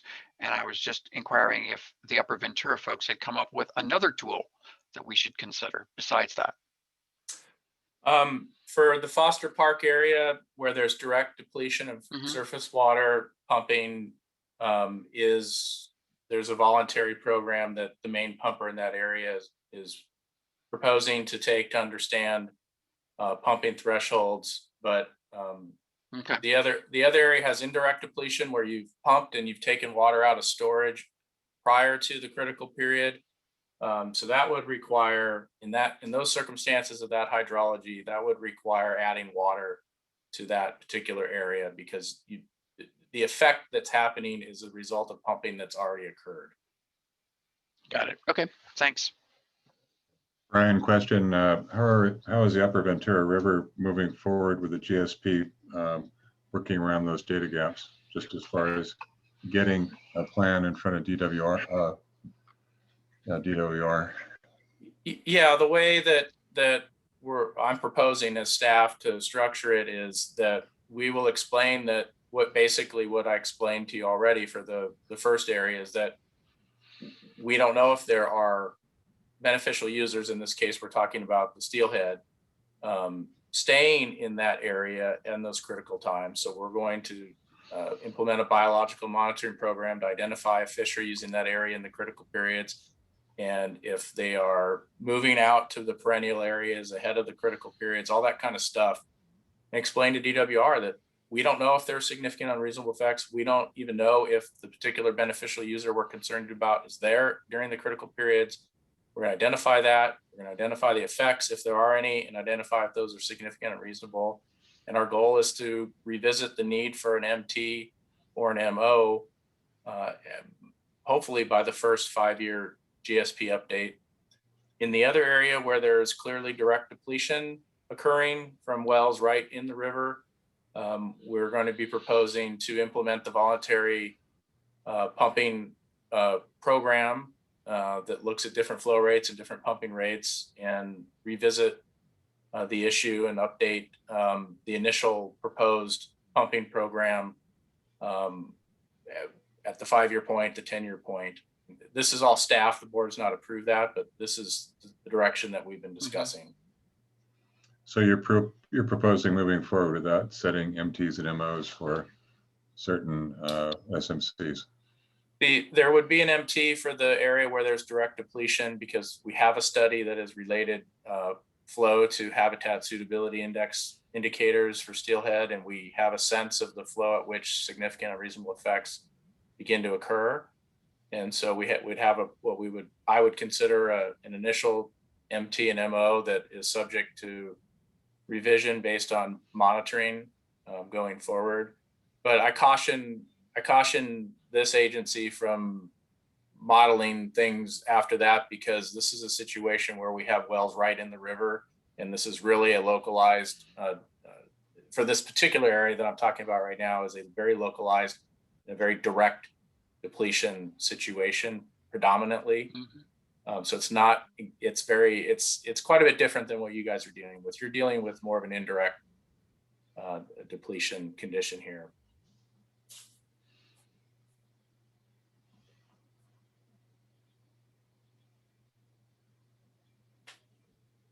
Probably more information than you wanted. I apologize. No, it's interesting. Thank you. Always good. Thank you. Lisa, there were a couple more questions. Yes. Debbie Jackson said, doesn't everybody agree that there are data gaps? Why don't we focus on that? And we did kind of come back to that focus. Kat Stelm said she would like to see a more informed MT for groundwater elevation. Perhaps going back to the researchers at UCSB would be helpful. I think that might have been in response to the 20-foot threshold that Tony Morgan had mentioned, if I'm not mistaken. And then Katie Brokaw said that she agrees with Brian. There are data gaps at the rising water area, so let's gather that over the next 5 years.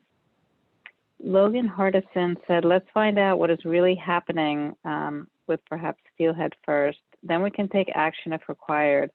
There are several options and no need to include them in the plan now. For example, supplying additional water from wells in the area as suggested for the quote unquote Lost River area. From Matt Freeman, I agree with Director Pace that there appears to be too many hypotheticals and unknown data gaps to set MTs and MOs regarding surface water depletion and proposing putting the cart before the horse when we really don't have a complete picture of scientific studies regarding all potential beneficial users. Can anyone confirm with 100% certainty that there are currently any steelhead in the Santa Clara River? These proposed mitigation measures always seem to be based on potentials instead of what is the current status and reality. How can you study an endangered species such as the presence of steelhead without potentially harassing steelhead because you're looking for them to see if they are even present without creating a take?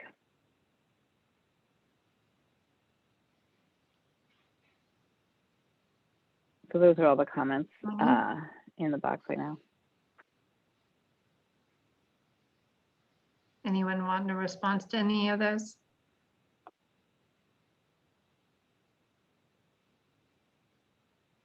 Okay.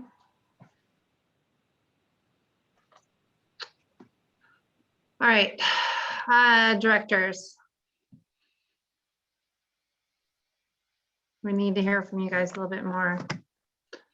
If we don't agree on the surface water tonight, this will be back to the table. What more do you want to see?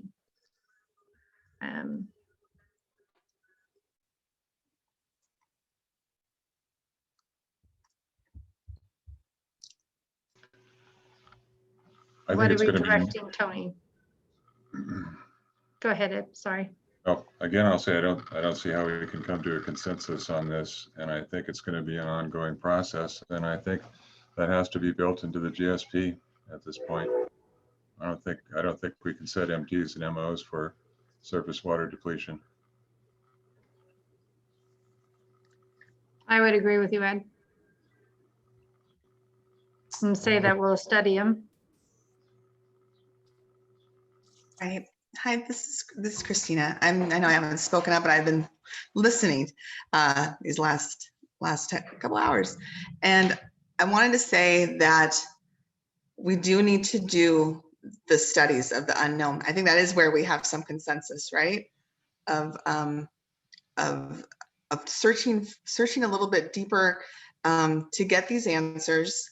And something I think Mr. Bondi said regarding, we don't know the what's drought and what contributes the contribution of pumping, right? How much of it is drought? How much of it, if anything, is pumping? I think that's one of the key things to research. I think he put out in the comments a couple of I think specific ways that we could study that, and I think that that needs to be part of it.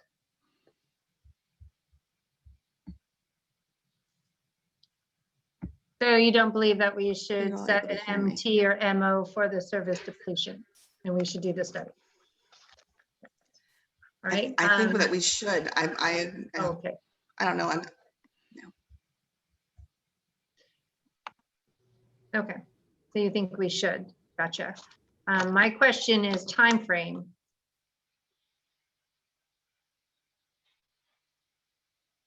Ed, Glenn, anything more, or Gordon or Candace?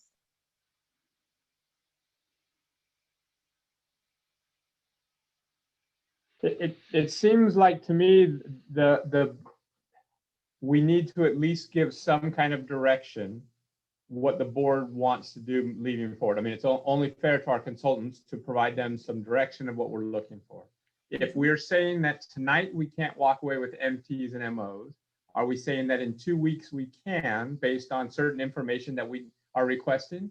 If we don't think we can now or in the near future before this plan is done, and we're saying that we need additional information, then I think we need to at least have some direction so Tony can know what moving forward is. I believe all of the directors, from what I understand in our conversations, all agree with the plan because we're following up, and that's our next topic, is about the monitoring wells. Everyone supports that we need monitoring wells to gather more information. We've talked about it for a long time. We're past that. So it sounds like there's some additional information. If we're going with the concept that Brian has introduced to us, do we need to have some kind of presentation, say this is kind of what we want you to follow, Tony? This is with a concept of we're lacking some information, put together a narrative and explain what information we're looking for and how we're going to use that, and we're going to come back to you.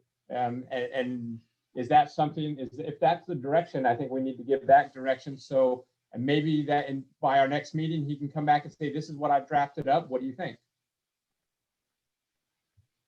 Okay, I would agree.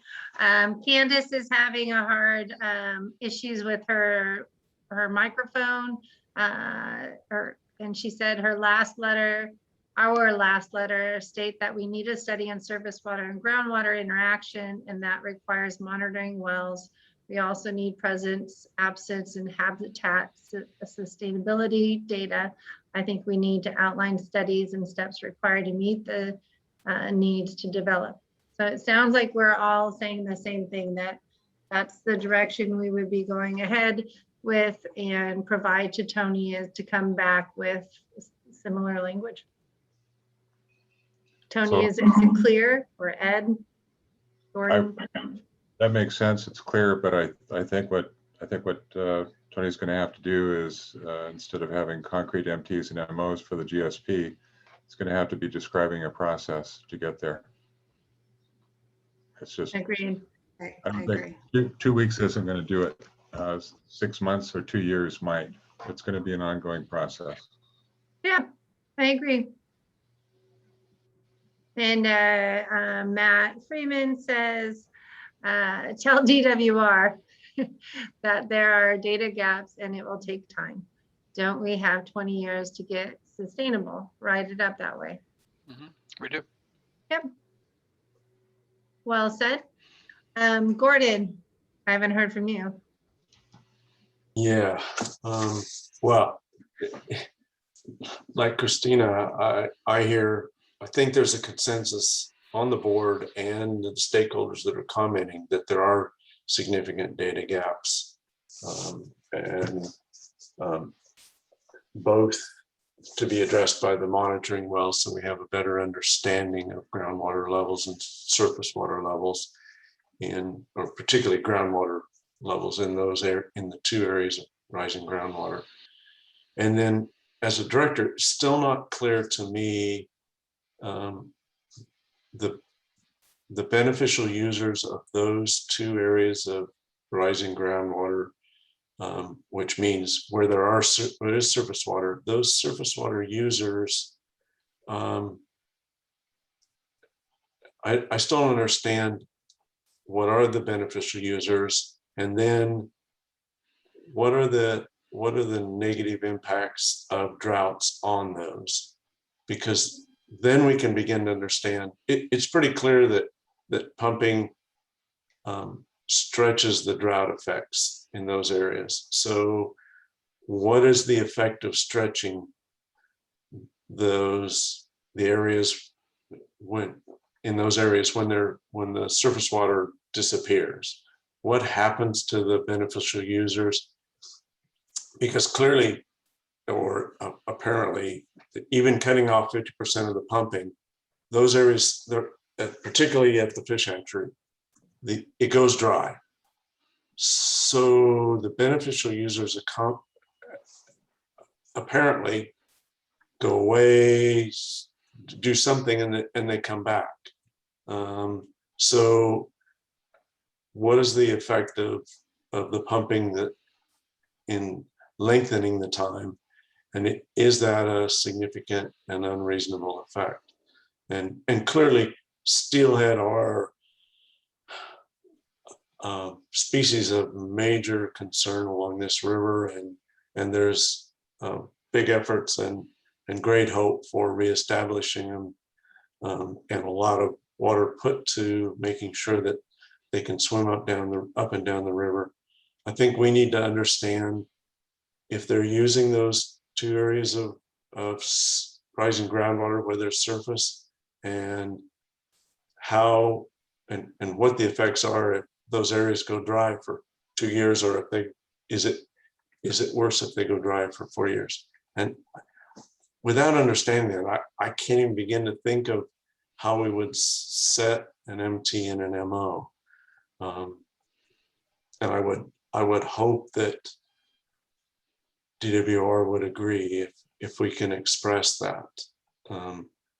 I don't want to just say that there aren't any effects or aren't any negative effects or significant and unreasonable effects, and I don't want to propose mitigation programs without understanding or making that finding that there are significant and unreasonable effects. I mean, we can all do wonderful things to help make the river more habitable for all the species that use it, but that's not our responsibility as a GSA. And I want to make sure that we don't burden our stakeholders with nice mitigations, but not mitigations that are required under SGMA. Or if we do choose to participate, then our stakeholders understand the cost and understand that we're doing it not because they're required, but because we think it's a good thing to do. So I can't find enough information to make a decision tonight or 2 weeks, and we keep getting comment letters like we got yesterday and today that we can't even consider, and before we made a decision, and I'm hesitant to do that as well. Thank you, Gordon. Katie Brokoff also stated that SGMA is meant to be an interactive process. And so she agrees with Matt Freeman and Candace about finding the data. And then Kat Selim stated that it sounds like a good question to answer, Gordon. Appreciate it. So that's that. So it's, to me, we're providing Tony the direction to come back without having the MTs or MTOs and to outline the process we're going to do to find them. If I've captured it correctly, Tony, do you have any questions? Not at this time. Okay, so the motion is would be for you to come back to the next meeting or are we just, I think it's to come back with that written here so we can finalize it. Am I right? Yes, okay, good. I believe that's what you're asking. I can't guarantee that we'll have it available for the next board meeting, which is 2 weeks away. Okay. Well, we'll do our best, as you always do, to come back to our board with that direction. All right, I need a motion to approve that. So moved. It's been first by Director McFadden, and a second, please.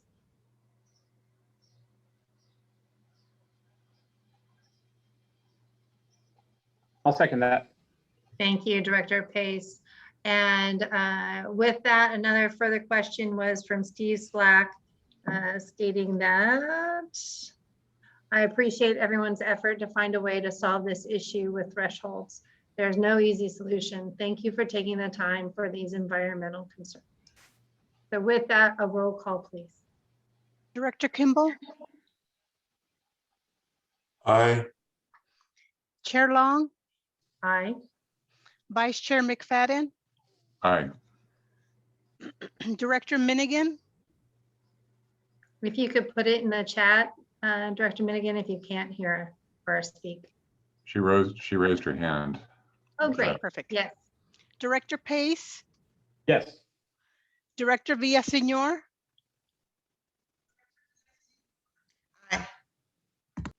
Okay, motion is approved unanimously. Thank you very much, directors, and also our public for participating in this stakeholder engagement and making sure the questions are asked and comments are created. The next item is our well monitoring status Chair Long, report. Chair Long, Yes. before we go on, I'd Yes, like to please. say that I just echo what you said. I really appreciated everybody's comments and I've appreciated everybody's participation. And because clearly this is a difficult question, and I hope we're doing a good job of listening to everybody and trying to make sure that we react and are concerned about the concerns of and address the concerns of our stakeholders. And in order to do that, we need the stakeholders that a lot of whom we've heard tonight. And I really appreciate all their participation. Any other directors before we move on? Thumbs up. Well done. Tony Emmerich and Tony Morgan and Christian. Thank you for all the hard work to dive into these details. We show up at a meeting, it's all looking good and information's all there, but there's a lot that goes on with that. And Lisa, thank you for the stakeholder engagement. Just everyone, if I missed your name, I just really appreciate diving into this. We know it's not going to be an easy thing, but luckily all of us here know that this is a living document and we will be working on this all the time. So it's continual. So thank you. Okay, next is the monitoring wells status report. Chair Long, we have Eric Elliott with us. I believe Eric's still here. Yeah, I see him still here. Eric has done an excellent job as I've been working on other things, and has gone out and tried to take the direction that this board and DBSNA had put together, and has done a lot of the legwork on trying to turn those dots on a map into something. And we have a combination of wells for you to consider. I would say sort of the overall timeline is we would like to, if we could, ideally, we would like to bring something back to this board at the next meeting, if we're able to do this. And the way that this process is going to need to go, because this is grant funded, is we need to bring to you to consider a set of wells and a program for these wells, and then have a CEQA finding, and then we need to submit all of that to Eduardo Petch, our DWR grant manager. Then DWR is going to look over that and see if we can give a thumbs up on the grant management part of it. And we would like to, in parallel, continue to work with property owners to secure easements, and bring those back to you as quickly as we can. And then also in parallel, we'd like to go out and start seeking prices from drillers, so that we can get a better handle on this and make sure we're still in the ballpark on our budget. So we're pushing several balls at the same time, but I'd like to turn this over to Eric to give you a report on what he's been able to secure as the overall proposal at this point. Thank you. Go Yeah, for it, Eric. can everyone hear me? Yes. Okay, well, good evening, everyone. My name is Eric Elliott, Associate Hydrogeologist with United. So I'll just provide the brief update that Tony just mentioned on the proposed wells. So let's see if we can move the slide here. Right, so Daniel B. Stevens prepared a data gap analysis for the Piru and Fillmore basins, just to provide some project background. And that looked at some well completion reports, well construction, water levels, water quality, and recommended that there would be some additional wells constructed in the basins to fill some of those identified data gaps. So the primary suggestion was a deeper borehole in the West Fillmore area with a nested completion, and then 7 additional shallow borings. Those are ordered by priority. So first priority being the Cienega site or the Piru Fillmore boundary, the furthest east being the lowest priority. And so we worked and looked through, reviewed some of the available well construction information and well completion reports to try to identify some existing wells that would fit those criteria, which we did at 4 of the sites. So that left the remaining 3 sites, 1, 4, and of course the nested site at Western Fillmore. And yeah, so these will all be submitted with CEQA under the information collection for the new construction and existing facilities, which is going to cover some of the proposed well retrofits.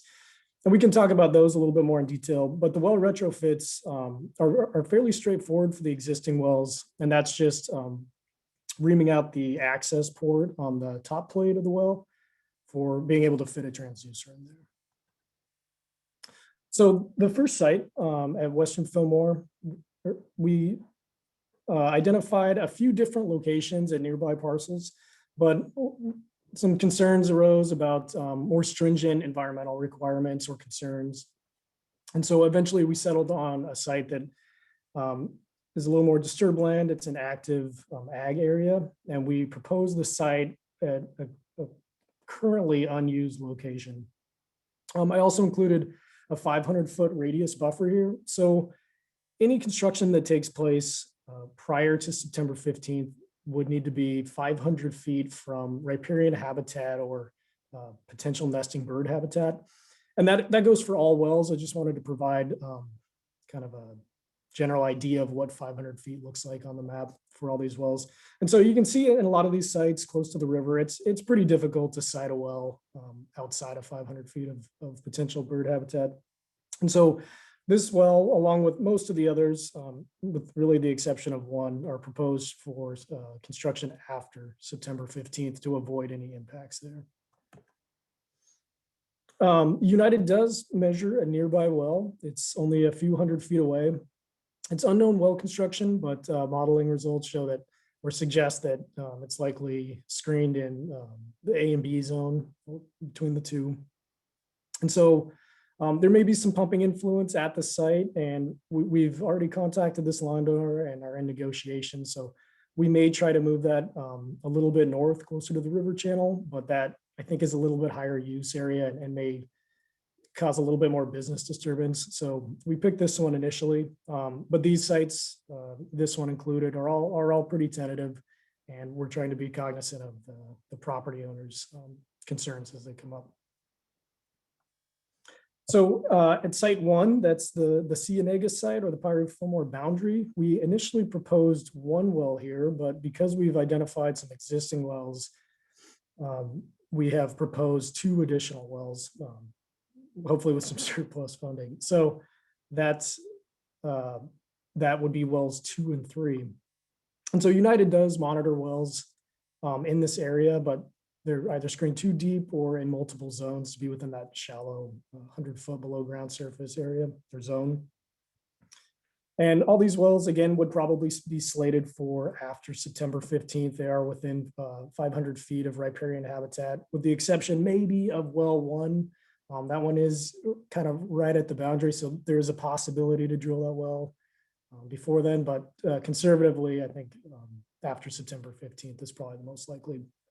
And I just wanted to point out that there is some discharge or effluent from the hatchery that flows in a drainage ditch that roughly it's the vegetation that roughly parallels the line between wells 1 and 2. And so we may expect to see some influence of the water table from that surface flow. Site 2, this is an existing well. It's been monitored by United for many years. We measure that well monthly. And that one also is an unknown screen interval, but because it's drilled to 92 feet, we know that that screen interval is somewhere in the upper aquifer zone. And I've made an initial request with the landowners to retrofit that well or do the wellhead modifications. They seem agreeable. We're going to provide them some more documents, but there may be an opportunity to get a camera in there while we're doing those retrofits. So we could maybe learn a few things about the top of the screen interval there. Site 3, this is in the East Piru Basin. We initially identified 2 wells. Those are the 2 wells to the east. But after talking with the property manager there, he actually suggested a nearby alternate well. It's drilled a little bit deeper to 120 feet. But in our mapping in that area, we've recognized no confinement. And we have alluvium beyond 150 feet in depth in that area. And so the well's currently not in use and is definitely a good candidate for installing a transducer, no modifications needed, and can be converted to a dedicated monitoring well. At site 4, this is another one that we've proposed new construction. So United again does monitor some wells nearby, again, screened in those deeper zones. And there's some relatively heavy pumping from a nearby mutual in that area. So we've tried to site this well a little bit away from that and in a well-traveled area that has good access. We are currently in discussions with these property owners and things are moving forward there. So we're pretty hopeful about that. This would be one of the properties where we, I believe, would be well outside of the 500 feet riparian area if this location sticks. And if that's the case, then a qualified biologist would be on site. They would do a nesting bird survey and to avoid any impacts to nesting birds for that site if we were to start construction before September 15th. Site 5, this is a shallow domestic well drilled to about 47 feet, immediately adjacent to Piru Creek. We've spoke with the owner and they've agreed to access for this. They weren't overly enthused about the wellhead modifications. They didn't outright decline, but this is another area with steady surface flows. And so we'd expect that water table to be fairly stable there as well. So that one might be a candidate to monitor for a year if we see anything surprising or it's not as stable as we expect it to be. Maybe we could retrofit that at a later date. Site 6, this is at Sespe Creek. This is another shallow domestic well. This one's pretty straightforward. The owners agreed to both access and wellhead modifications. So we're ready to move forward on that one. And lastly, site 7, this is the lowest priority site. And we're no longer proposing a well in this area. There's thin alluvium, really only tens of feet thick here. And with steady surface flows, again, that it's likely to be a pretty stable hydrograph there. So those are kind of the sites. And I think the takeaway is that we have identified some of those existing wells, so saved a little bit of money there. And that affords us the opportunity to maybe drill a couple more wells in the Cienega site, which is the highest priority. And we are moving forward. We've contacted all the landowners and so far are in negotiations to move those forward. And so here's just a brief schedule that kind of covers some of those things. I put this together and it's really tentative. None of these things have to happen specifically on these months, but those are the next steps. So that would be opening the RFB for the wellhead mods and the new construction, getting the associated permits and or waivers for these wells, submitting CEQA, that's going to be done, I believe, this month, and then starting construction August, potentially for one, maybe 2 wells, and starting after September 15th for the remaining wells.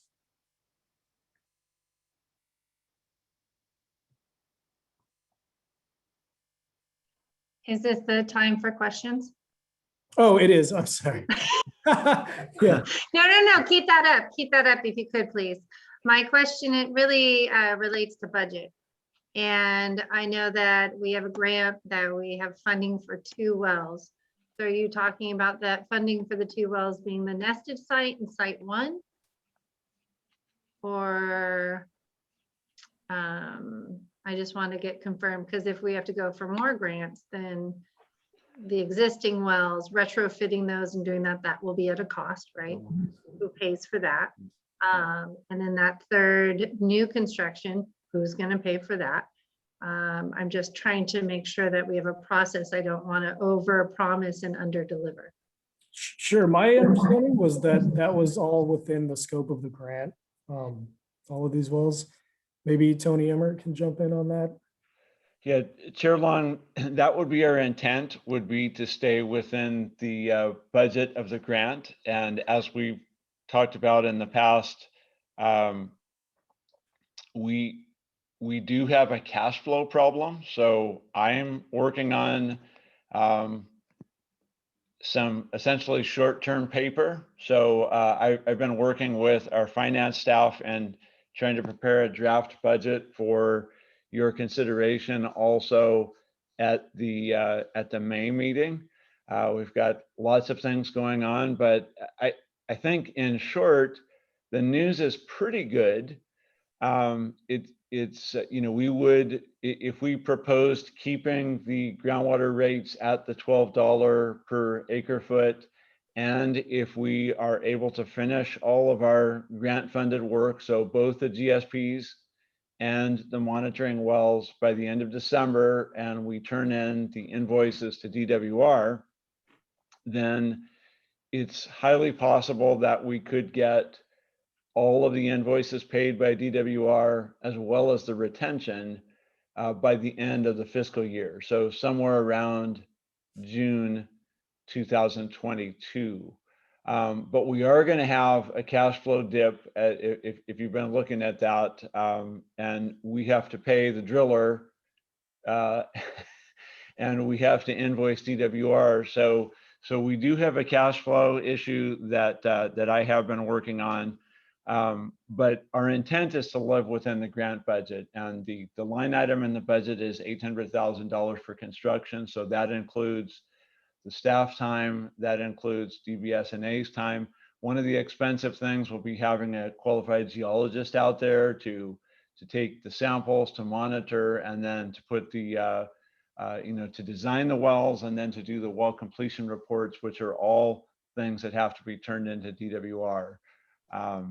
So we think that we can live within the budget that's set with the grant. And to give a little bit more information on the number 7 site, the Del Valle site, or the Santa Clarita East Basin, Piru Basin juncture, that area is fairly stable, and it is really not under the control of this agency.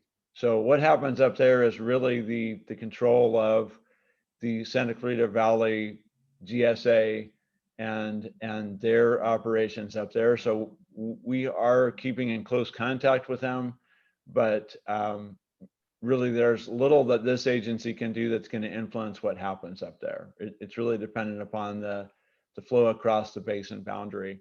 So we're not recommending that at this point, but that may be something that we have discussed with the upstream GSA, improving monitoring at that point in the future. And a lot of that land is owned by 5 Point.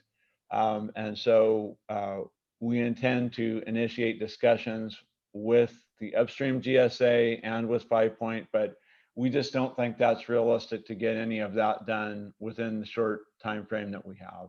And we think that that's less useful information. So if we have budget left, I think we're all in agreement that the fish hatchery region is is the one that's the most critical for us to get the best handle on, as well as the one over near the Santa Paula Basin. So those are probably the highest priorities, and we're hoping to put our investment for monitoring there. I have been talking with the Southern California coastal manager of California Department of Fish and Wildlife, as well as occasionally I have conversations with the hatchery manager that's out in the Apple Valley area. And so CDFW is interested in helping us site those wells on or near the fish hatchery area. And of course, we have TNC that regularly participates in this effort here. So we're hopeful that if we have a bit of a champion to get paperwork through with the state, I can't imagine that getting an easement to construct a monitoring well with a state agency with all of them working at home is going to be something that happens rapidly, but we are working our contacts to try to get that through. And if there's a will, we'll find a way to get it done. So we have a lot before us to get done by the end of the year, but I think we have a fighting chance to get close to that. And anyone who's worked grants, you know, the granting agency will never tell you at this point that they're going to extend the grant. They will always tell you, you know, your heart is going to stop December 31st and you know, your grant will die. But if you're showing good faith and you're almost to the finish line, sometimes they'll give you a 3-month extension or a 6-month extension to get your invoices in. So we're not going to count on that, but we do know that sometimes that happens. So we're going to make our best effort to get there, and if we can't, we'll beg for forgiveness and some help from the state, because I certainly think this agency's made a very good effort to try to do a heavy lift in a short time.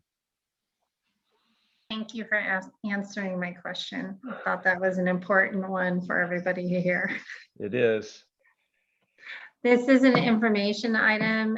It will be brought back to us for an action. Is there any information that any of our directors need, or is there any comments from our public or directors? I'm looking for hands, or if you want to just ask your question. I'm hearing that. Just a comment. Yes, please. Sure. It's good to see that this process is evolving and changing and adapting and staying within the budget too. Agreed. I do. Eric, thank you. And Tony, I really appreciate the options, not just thinking of, well, you're only supposed to color within the box of the 2 wells, but actually figure out what else we can do based on the study. So I appreciate that, definitely. Thank you. And Cheryl, I'd like to say that I'm impressed that, and I think it's a mark of the concern and involvement of stakeholders that 4 well owners are willing to grant access and modifications to use existing wells, because the cost of those modifications is pennies on the dollar compared to drilling a new well. I mean, and the fact that we've identified 4 wells and the well owners are willing to participate in this program, I think is a good indication of stakeholder involvement. And I really appreciate that, because that's four wells that we don't have to drill, that we get valuable information from. So thank you for the good work at United, and thank you to those well owners. Agreed.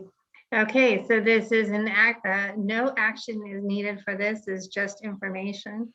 So we're coming to the end of the show, the end of the meeting, as we say. Our next regular board meeting will be May 20th. It says here, or call the chair. It's more for the directors, just to let me know if you can't make it, because we've really bought into making sure this gets done. So with that, thank you everyone for just the open listening and participation. Thank you to all the stakeholders for the information. This will be accessible on our website. So will the letter from our attorney on the questions we were talking and the update. Thank you, Mr. O'Neill. And with that, I'm trying to beat the 8 o'clock time, and thank you so much, everyone. Have a great night. Thank you. Thank you. Good night. Thank you, everyone. Good night, everyone. Good night. Good night.